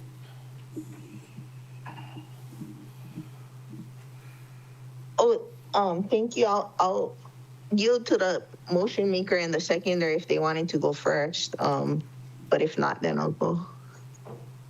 You can go ahead. Okay. I just wanted to thank you folks, Mr. Lowe, for all your hard work over the decades on this, as well as to the, I guess, Alakai team, developers. And just clarify, you know, given the general gist of information, I'm generally supportive. I would like us to clarify, you know, what we mean by workforce development is more in the terms of actual workers and developing them rather than the traditional workforce development AMI, which means something different, as well as, you know, protections that this was county land, and if it had remained county land, we'd like it to be affordable in perpetuity. Partnerships in moving forward and communication, I think, would help us. You know, it may be slower in the front end, but hopefully when all the approvals and money comes through, it will go faster on the back end. And I hear we're already have plans to fix the community center roof. I'm not sure about the Shiraishi pool. It's one of our only saltwater pools, and it's very cold and refreshing in the summer. It's a gem in the middle of Kahului, as was Spencer Shiraishi for the island of Maui. And so, you know, with that legacy of the community center and the Shiraishi pool, I wish you folks the best of luck, and I hope that we can continue working to make it be the things that were represented. I really would love to target healthcare workers, mid and entry level, and see them be able to move up the chain and make more money and own a home eventually. And you know, we can't ever have enough educators because that's what sustains people being able to reach for their dreams. Thank you. Hello, Member Paulton. Next, we have Committee Vice Chair Johnson. Thank you, Chair, and thank you, Mr. Lowe and his team, for coming and presenting your project. Of course, the body has questions. We want to, sharpen the knife to make it really hit its mark. So that, hopefully don't take any offense to some of our recommendations, considerations. I'll tell you a quick story about my own mother. She was a construction worker for many years, and then she wanted to get into nursing, so she quit construction and went to work at the Cleveland Clinic, where they had a program where any person who worked in the hospital could go to night school as a nurse because there was such a high need. So she was a painter. She just painted the hospital, but at night school she went to nursing, and that they paid for her night school nursing classes. She retired as a nurse. She had a bigger salary because of it. And she was 50 years old when she went back to college. So when you guys have these kinds of programs that help people increase their wages and you guys help support them, that lifts a lot of boats. So I really appreciate you guys doing that. There's still more work to be done, and please, keep us at the table. And I thank you guys for your efforts. Thank you, Chair. Hello, Member Johnson. Any other discussion? Pro Tem Kama, go ahead. Thank you, Chair. I just want to thank Mr. Lowe and Mr. Nishita and the Alakai team for being here. It's really exciting when the council members can come and present all of their concerns, to the developers, and be able to have a dialogue back and forth, and not just one way, but a two-way conversation that says, we can look into that. Yes, I'm sure we'll clarify that. And I think as we get closer, we're going to get better answers for you as we go along. So I'm very grateful for that. And I just thank you, Chair, for bringing this forward. Thank you. Hello, Pro Tem Kama. Anyone else before we take the vote? Member Sugimura.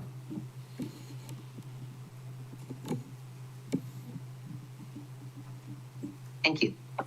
Thank you, Chair. I too wholeheartedly support this, and I love the concept about bringing in a workforce, and as they develop and grow, and the way that it's structured from the ERC, the things that I've learned about this is I commend Halemakua for figuring out what the problems are in the community, and his community, especially with healthcare, and figuring out solutions. I wish we can use it, in other professions, because there's this need in general. And a lot of times the fear is that a person then will not want to improve their lives because they're going to they may lose their housing, or they may lose, whatever benefits that they get from the federal government. So they keep themselves down. But I really like what Mr. Lowe has created is an opportunity for people to grow, get better, and not lose their housing. But he has this different grades. So I believe that you are the first person I ever heard of thinking about it and being able to figure out how to do it. And I look forward to doing more of this and seeing the success of this. So I 100% support this resolution. Thank you, Mr. Nishita. Thank you, administration, and thank you, Mr. Lowe and Alakai Development for walking alongside and figuring out how we can make this happen. Thank you. Hello, Member Sugimura. Anyone else? Okay, for a voice vote. All those in favor of the motion, raise your hand and say aye. Aye. Chair, that's 7 ayes, 0 noes, 2 excused Councilmember Rollins Fernandez and Hodgins. Motion passes. Okay, mahalo members. And this item will move on to the full council for consideration. Thank you, everyone, for joining us this morning. Mahalo. If there are no objections, members, I'll defer this item. Okay. No objections. And with that, members, we'll take, we have a second item, so, we adopt, sorry, we won't defer it. We already adopted it. Thank you, staff. With that, members, we've got a second item. We'll take our 10-minute break, and we'll come back at 11:05. The WASSP committee meeting is now in recess.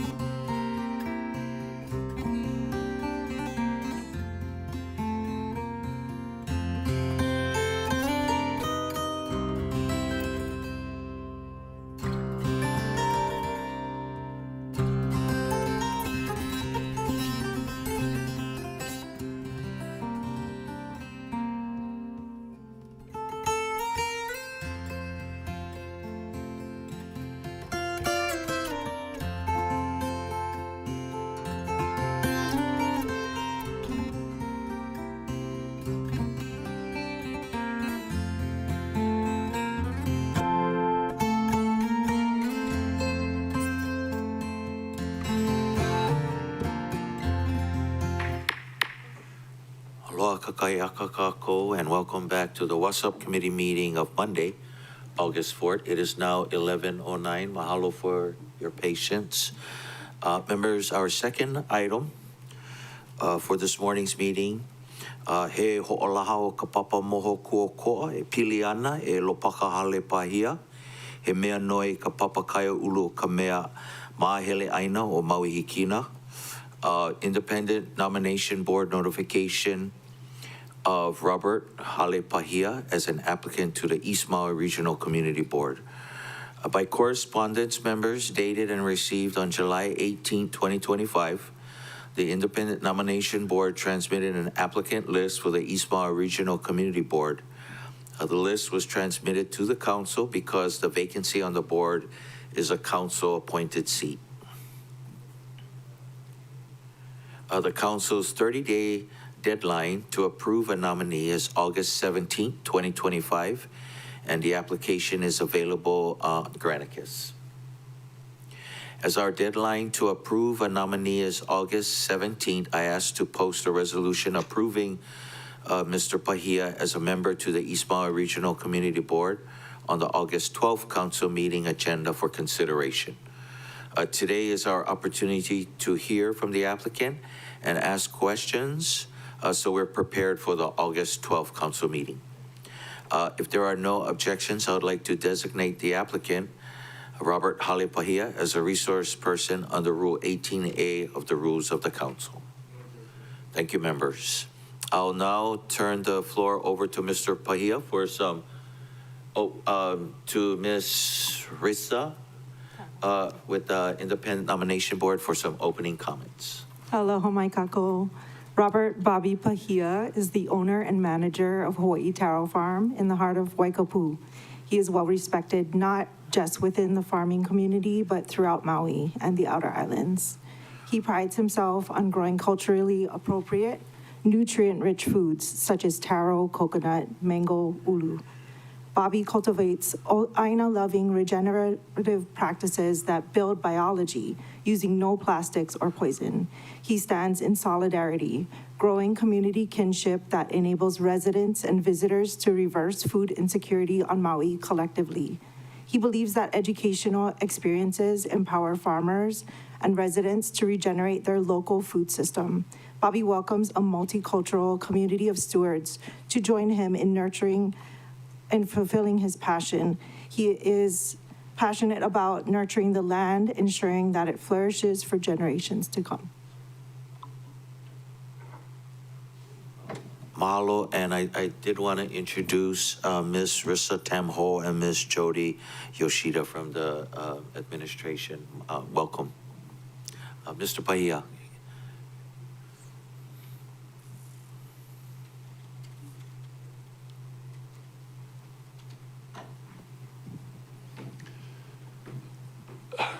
Good day, Chair Sinensi, Aloha. Members of the council.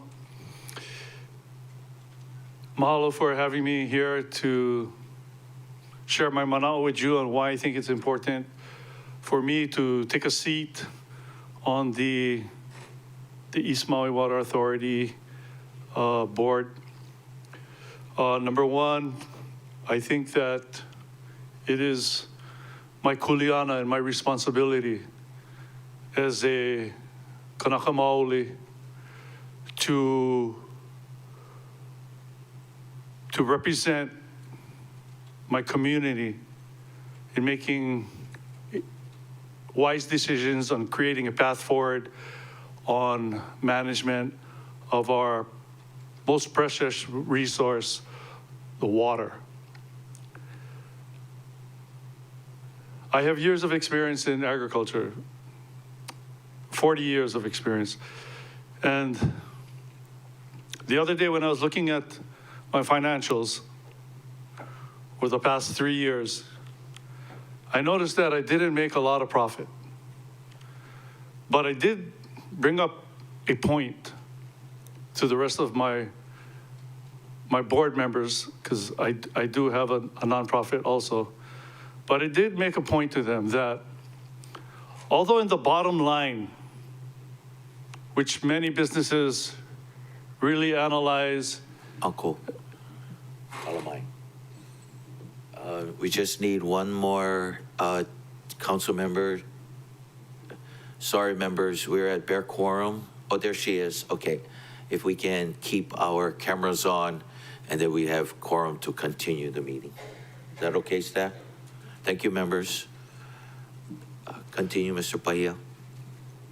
Again, I was saying that it's my kuleana to represent my ancestors who have genealogical ties in Hawaii, and not only my ancestors, but the rest of the community as well, as stewarding the water, which is probably the most important resource that we have.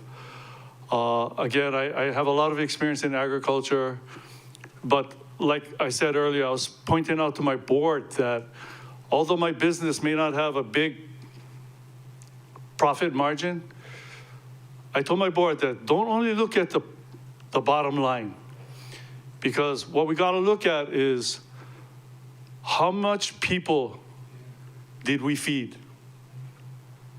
How much people did we feed? How much impact did we as a collective on my farm, how much of an impact did we have in the community?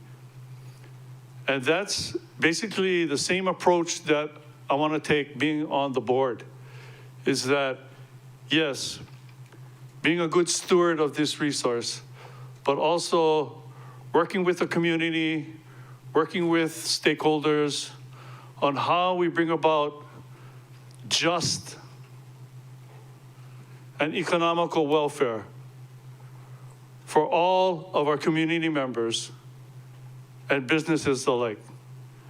And I take this position, if appointed, I take this position very, very seriously because of the shoulders I stand on, which is my kupuna, who have been here for generations. And thank you for the time. Mahalo. Mahalo, Mr. Pahia. Before we get to questions from the members, I'll go ahead and ask if there are anyone wanting to testify to the second item. Chair, there's currently no one who has signed up to testify. If somebody would like to testify in the chamber, please let staff know, or on Microsoft Teams, please raise your hand. Would you like to do a final count? We'll give it a minute. Okay, go ahead. This is final count. 3, 2, 1. Chair, it appears that no one wishes to testify. Okay, mahalo. Members, seeing there are no more individuals wishing to testify, any objections to closing oral testimony on WASSP 1, Parent 12? Thank you, members. And if you will allow the chair's prerogative, I can ask Mr. Pahia his first questions. My first question was, Mr. Pahia, what is your current involvement with the Kula Ag Park, and in what capacity? Chair Sidensi, members, I'm a member of the Kula Ag Park Committee, which member Sugimura is also on. I think I have the background, the experience, and the wherewithal to basically be very qualified for that committee. Just my extensive knowledge and experience deems me very qualified for that committee. Okay, mahalo.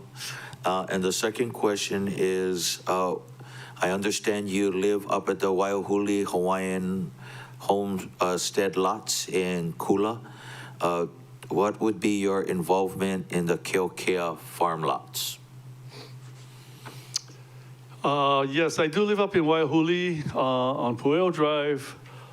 If you was to go to my home lot, you see that I grow a lot of food.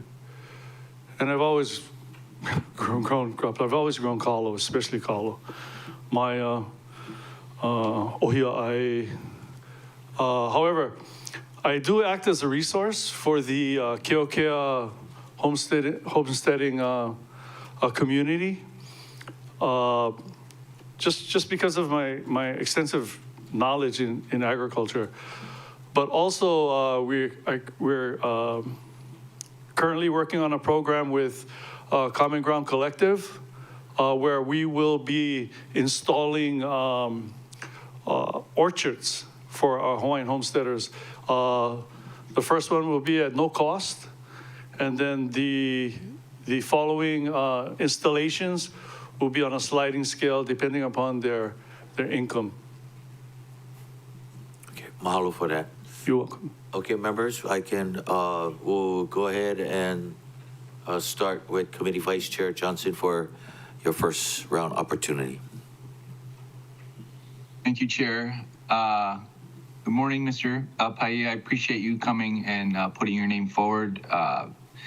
I'm really happy and excited and honored that you would stand up for this, so thank you for that.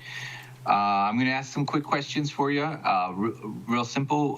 What do you feel about the water as a public trust? Do you believe in the public trust doctrine? Do you think, we'll start with that. Yes, Member Johnson, water being a public trust, I feel that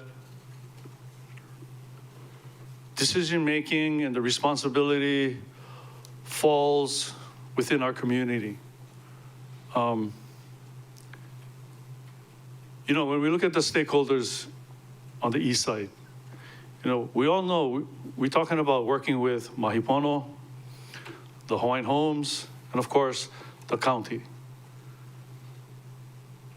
The deal is that we really gotta put our hands on truly what our capacity is.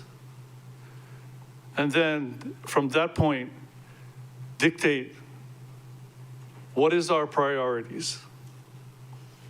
And that should tell us how we're gonna justify the allocations of water for whatever we prioritize. In my opinion, I think it's our people first. Yeah. Okay, thank you for that response. I'm a farmer. My hands are sore from this weekend.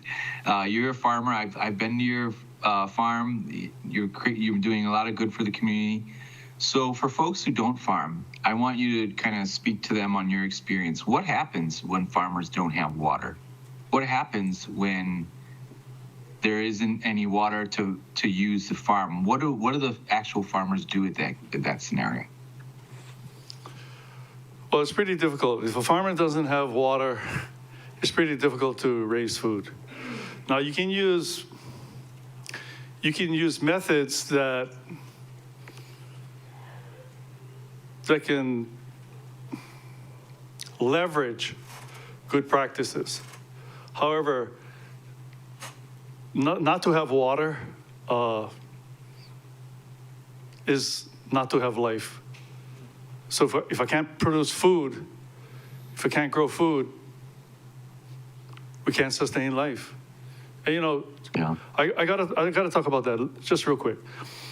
The food security issue, right? My main deal as a farmer and as I feel like a leader in the ag community, my main deal is, number one, to support the farmers, because it's very tough being a farmer. Margins of profit are very slim. So in my opinion, water being at the top of the list as a priority, we need to always remember that. Yeah. Okay, thank you so much for your responses. Thank you, Chair. No further questions. Mahalo, Committee Vice Chair Johnson. Next, we have Member Cook, followed by Pro Tem Kama. Thank you. Thank you, sir, for your willingness to serve. I think you're totally qualified, and your leadership and personality, inspiration to our youth and everybody. What are some of the opportunities and some of the challenges that you see with our water supply, and how much would building reservoirs potentially mitigate some of the supply issues? A good question, and definitely creating more capacity to capture water when we have significant rainfall. I know that we need to have sufficient water in our stream flows to maintain the ecological impact. However, I do think that we definitely need to create more capacity to capture water when we can. And at the same time, capturing that water but not hurting our environment in all aspects. So that's some of the opportunities. What do you see as some of the challenges that we're faced as a community? And I know it's a big question, just highlights. I think the biggest challenge is, I think the biggest challenge in a lot of issues is getting consensus from the community. In my opinion, we lack civic engagement at the community level. We need to have more of our community at these meetings and giving their mana'o, but it's prioritizing. It's about prioritizing. Prioritizing what is the most important resource we need to prioritize. And then, number two, addressing how we utilize that resource. I think that's probably the biggest issues.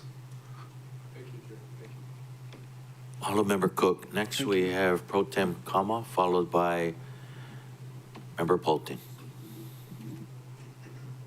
Thank you, Chair. Thank you for being here, Bobby. Thank you for all the work that you've done over the past. I mean, you look back at 30, I look back at 50, because you started it with very small, humble beginnings, and now you're farming, and you're adding to the food security of our island.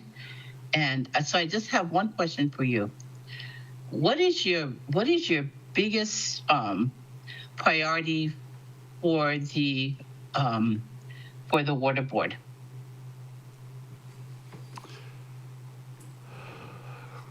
Thank you, Member Kama. And I had to go like this for 50 years. But yeah. Can you pose that question to me one more time so I make sure I got that clear? What is your priority for the water board? My priority for the water board is, number one, taking a look at all the facts, gathering all the facts and getting a good grasp on that. And then also taking a consensus of how our community feels. I also believe that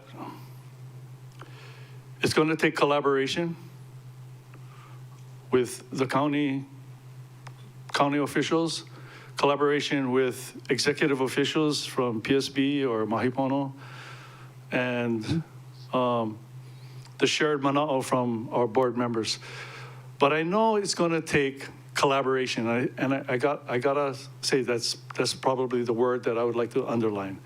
Collaboration for the welfare, number one, for our people in our community, and number two, every other kind of economic endeavor.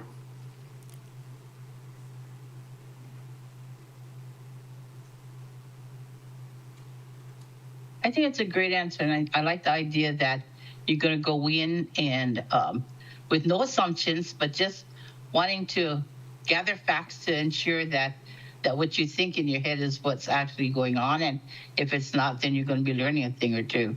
But I also like the idea that, once you get it all under your belt, then you can really make some really great decisions as to what direction now you'd like to go into. So thank you so much for your service, and thank you, Chair, for the opportunity. Honorable Pro Tem Kama. Next, we have questions from Member Polton, followed by Member Sugimura. Oh, Chair, I think Member Sugimura is before me in the lineup, unless she didn't want to go. Member Sugimura? Please proceed, Member Paulton. You can go next. Oh, okay. All right. Aloha, Mr. Pahia. Thank you for your willingness to serve. My first question is about the public trust resource and how you prioritize or you would balance the need between people and farming, and then Mauka to Makai stream flow, aquatic life and stream life. Because, I know farming is food. My family is our food, a lot of it comes from the ocean as well, and we need that intermix of fresh water and in the Mulivai to help with the fish spawning. And I know that it's illegal to eat hihibai and stuff, but maybe someday if there's a flourishing of stream flow and whatnot. So I just was wondering, and I know you're an excellent farmer, so how would you balance that need for water between people, farming, Mauka to Makai stream flow, ocean life that also feeds us, and stream flow life that's important for the biodiversity of the ecosystem? Thank you for that question. It's a great question. Number one, about the Mauka to Makai stream flows. I think because of the current land divisions that we have now, I think that's going to be very difficult. I think that there's a movement right now, there's consensus right now in our community that they want to see that model restored, because it's a model that worked for thousands of years. However, being realistic, if we're going to pursue that model, it's, number one, we're going to need political will, because it's going to take legislation and policy to make a lot of changes for that to happen. I think we already have enough proof that that system, that model works. It's a very holistic and sustainable system. That is a model that I would always pursue. And to the next point of how do I balance the water needs of a farmer in connection with an Ahupua'a system or a Mauka to Makai flow, but also as a priority. I think that we have not emphasized, and I'm talking about our whole community, I don't think we've emphasized the importance of food security. As we all know, we are in a very insecure place, because if anything happens in that food chain, whether it be war, a terrorist, dock strikes, union strikes, pandemic, whatever it is, we're going to be in a sore spot. So it's back to our community. It's back to the collective voice of our community. And I think it takes a marketing plan to educate our community and to make them understand how important that we move towards a more sustainable agriculture model. We need to. I'm very afraid if something was to happen to our supply in our food chain. We don't have the resources. I mean, the stats say it. Our farmers in Hawaii, we produce 8% of what we consume. 8%. So when I look at prioritizing, like let's talk about prioritizing water and housing, for example.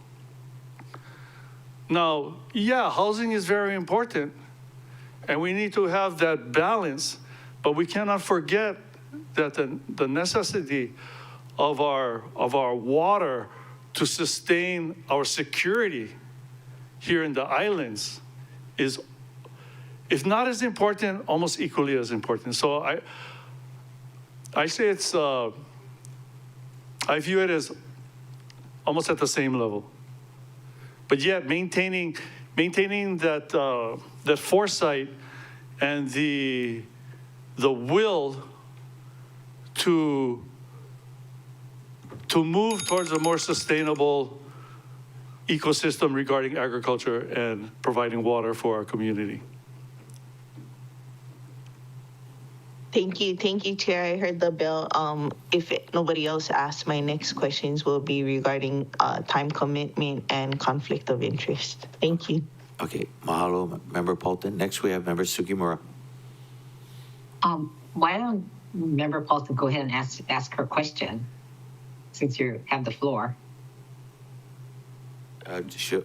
She'll ask it on the second round. Uncle can prep for those questions. Okay. So, Bobby, thank you very much for putting your name out there and for taking on this challenge. I will say that through the years, I've seen you do some amazing things. And what I really first, you got my attention was when you're doing the mentoring program and trying to develop more farmers like you. And congratulations on that. Do you have any successes that you are living with today because of you? I think there must be tons.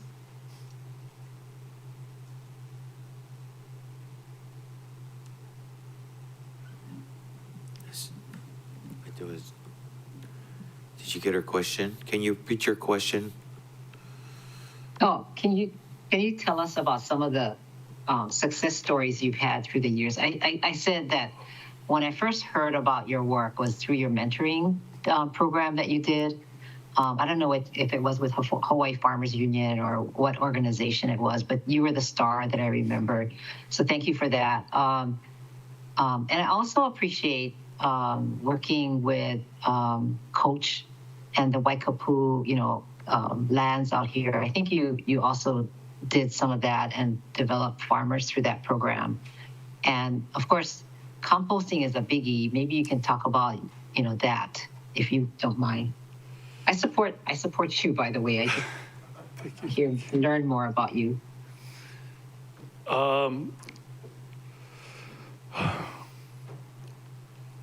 The kuleana of a makua and kupuna, I think I'm almost at the kupuna stage already.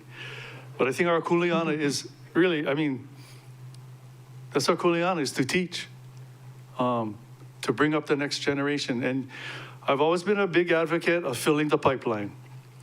And I'm sure that we all know that in the agriculture industry, most of our farmers are, above the age of 60.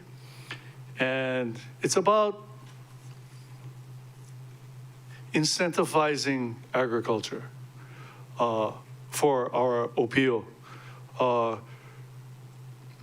And, this is at the legislative and policy-making level, but I think we need to, number one, as we all know, the cost of land, hard for farmers to find land. And then the opportunity to acquire secure water, another challenge. So it's just a matter of, when I get a new farmer that comes to me, the first thing I tell them, look, there's a couple of things you gotta know. Okay, number one, you gotta know, okay, where are you gonna get land? And how are you gonna secure water? And then how are you gonna secure funding, right? And then the other thing is, you better find a mentor or mentors. And I'm just one of the mentors who's helped the HFU FAM program. I've helped the neighborhood with Georgia Pinsky guys, the neighborhood. Right now I have like 4 young farmers who had no farming experience, but if nobody gives them a break and nobody's there to teach them, then who's gonna do it? So. Thank you. Yep, thank you. Thank you. Okay, mahalo, Member Sugimura. Mr. Bahia, I just had one more question for you. And I know Member Paulton is going to ask you about your time and your commitments to the board, but have you met with any of the current board members as the East Maui representative? A lot of them are from Ke'anai, Nahiku, and if you've already established a rapport or if you've worked with any of the current board members prior. Yes, I pretty much know everybody on the board.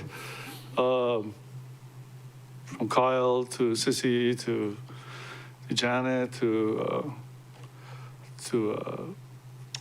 Lynn to, yeah, pretty much everybody. So no problems with fitting right in with the group? No, it's no problem with that. Okay, mahalo for that. Okay, members, second round for Mr. Pahia. Okay, we'll do Member Paulton, then Committee Vice Chair Johnson. Oh, thank you, Chair. My first question would be for you. Is it Mr. Quitazol that is terming out or something or resigned? It was Member, Sorry, Councilmember Paulton. It was Member Arakawa who resigned from the board. So he's fulfilling Member Arakawa's position. Oh, okay. Thank you. Thank you and for that. that would be the farming position. Oh, okay. Thank you. And then, so the other two questions, one of them is usually Member Rollins Fernandez's question, but she's not here.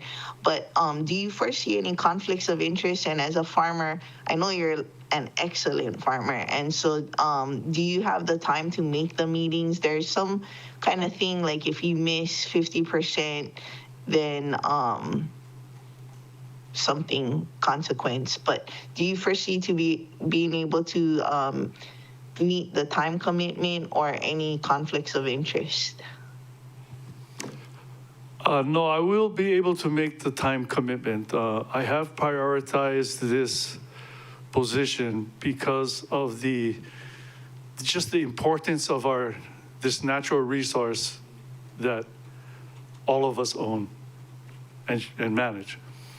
Not a problem at all. I've gotten to a point in my farming operations, where is basically I cannot manage it, and I have crews that do the day-to-day operations. But no, I'm totally committed, and I'll definitely make the time. It's the water, very important to me, because I know if we don't make wise water decisions, not only for today, but for the future. That's what I'm very concerned about, capacity for future and how we manage it today. And do you foresee any conflicts of interest?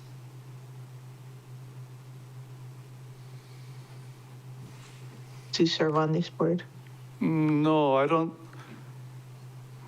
don't see any conflicts of interest at all. Thank you, Chair. Hello, Member Paulton. Committee Vice Chair Johnson. Thank you, Chair.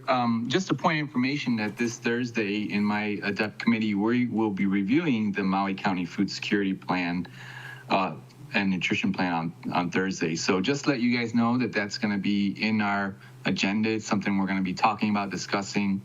I know Bobby Pahia brought it up, so I figured I'd just inform the public point of information. That's all I got. Thank you so much, Chair. Great.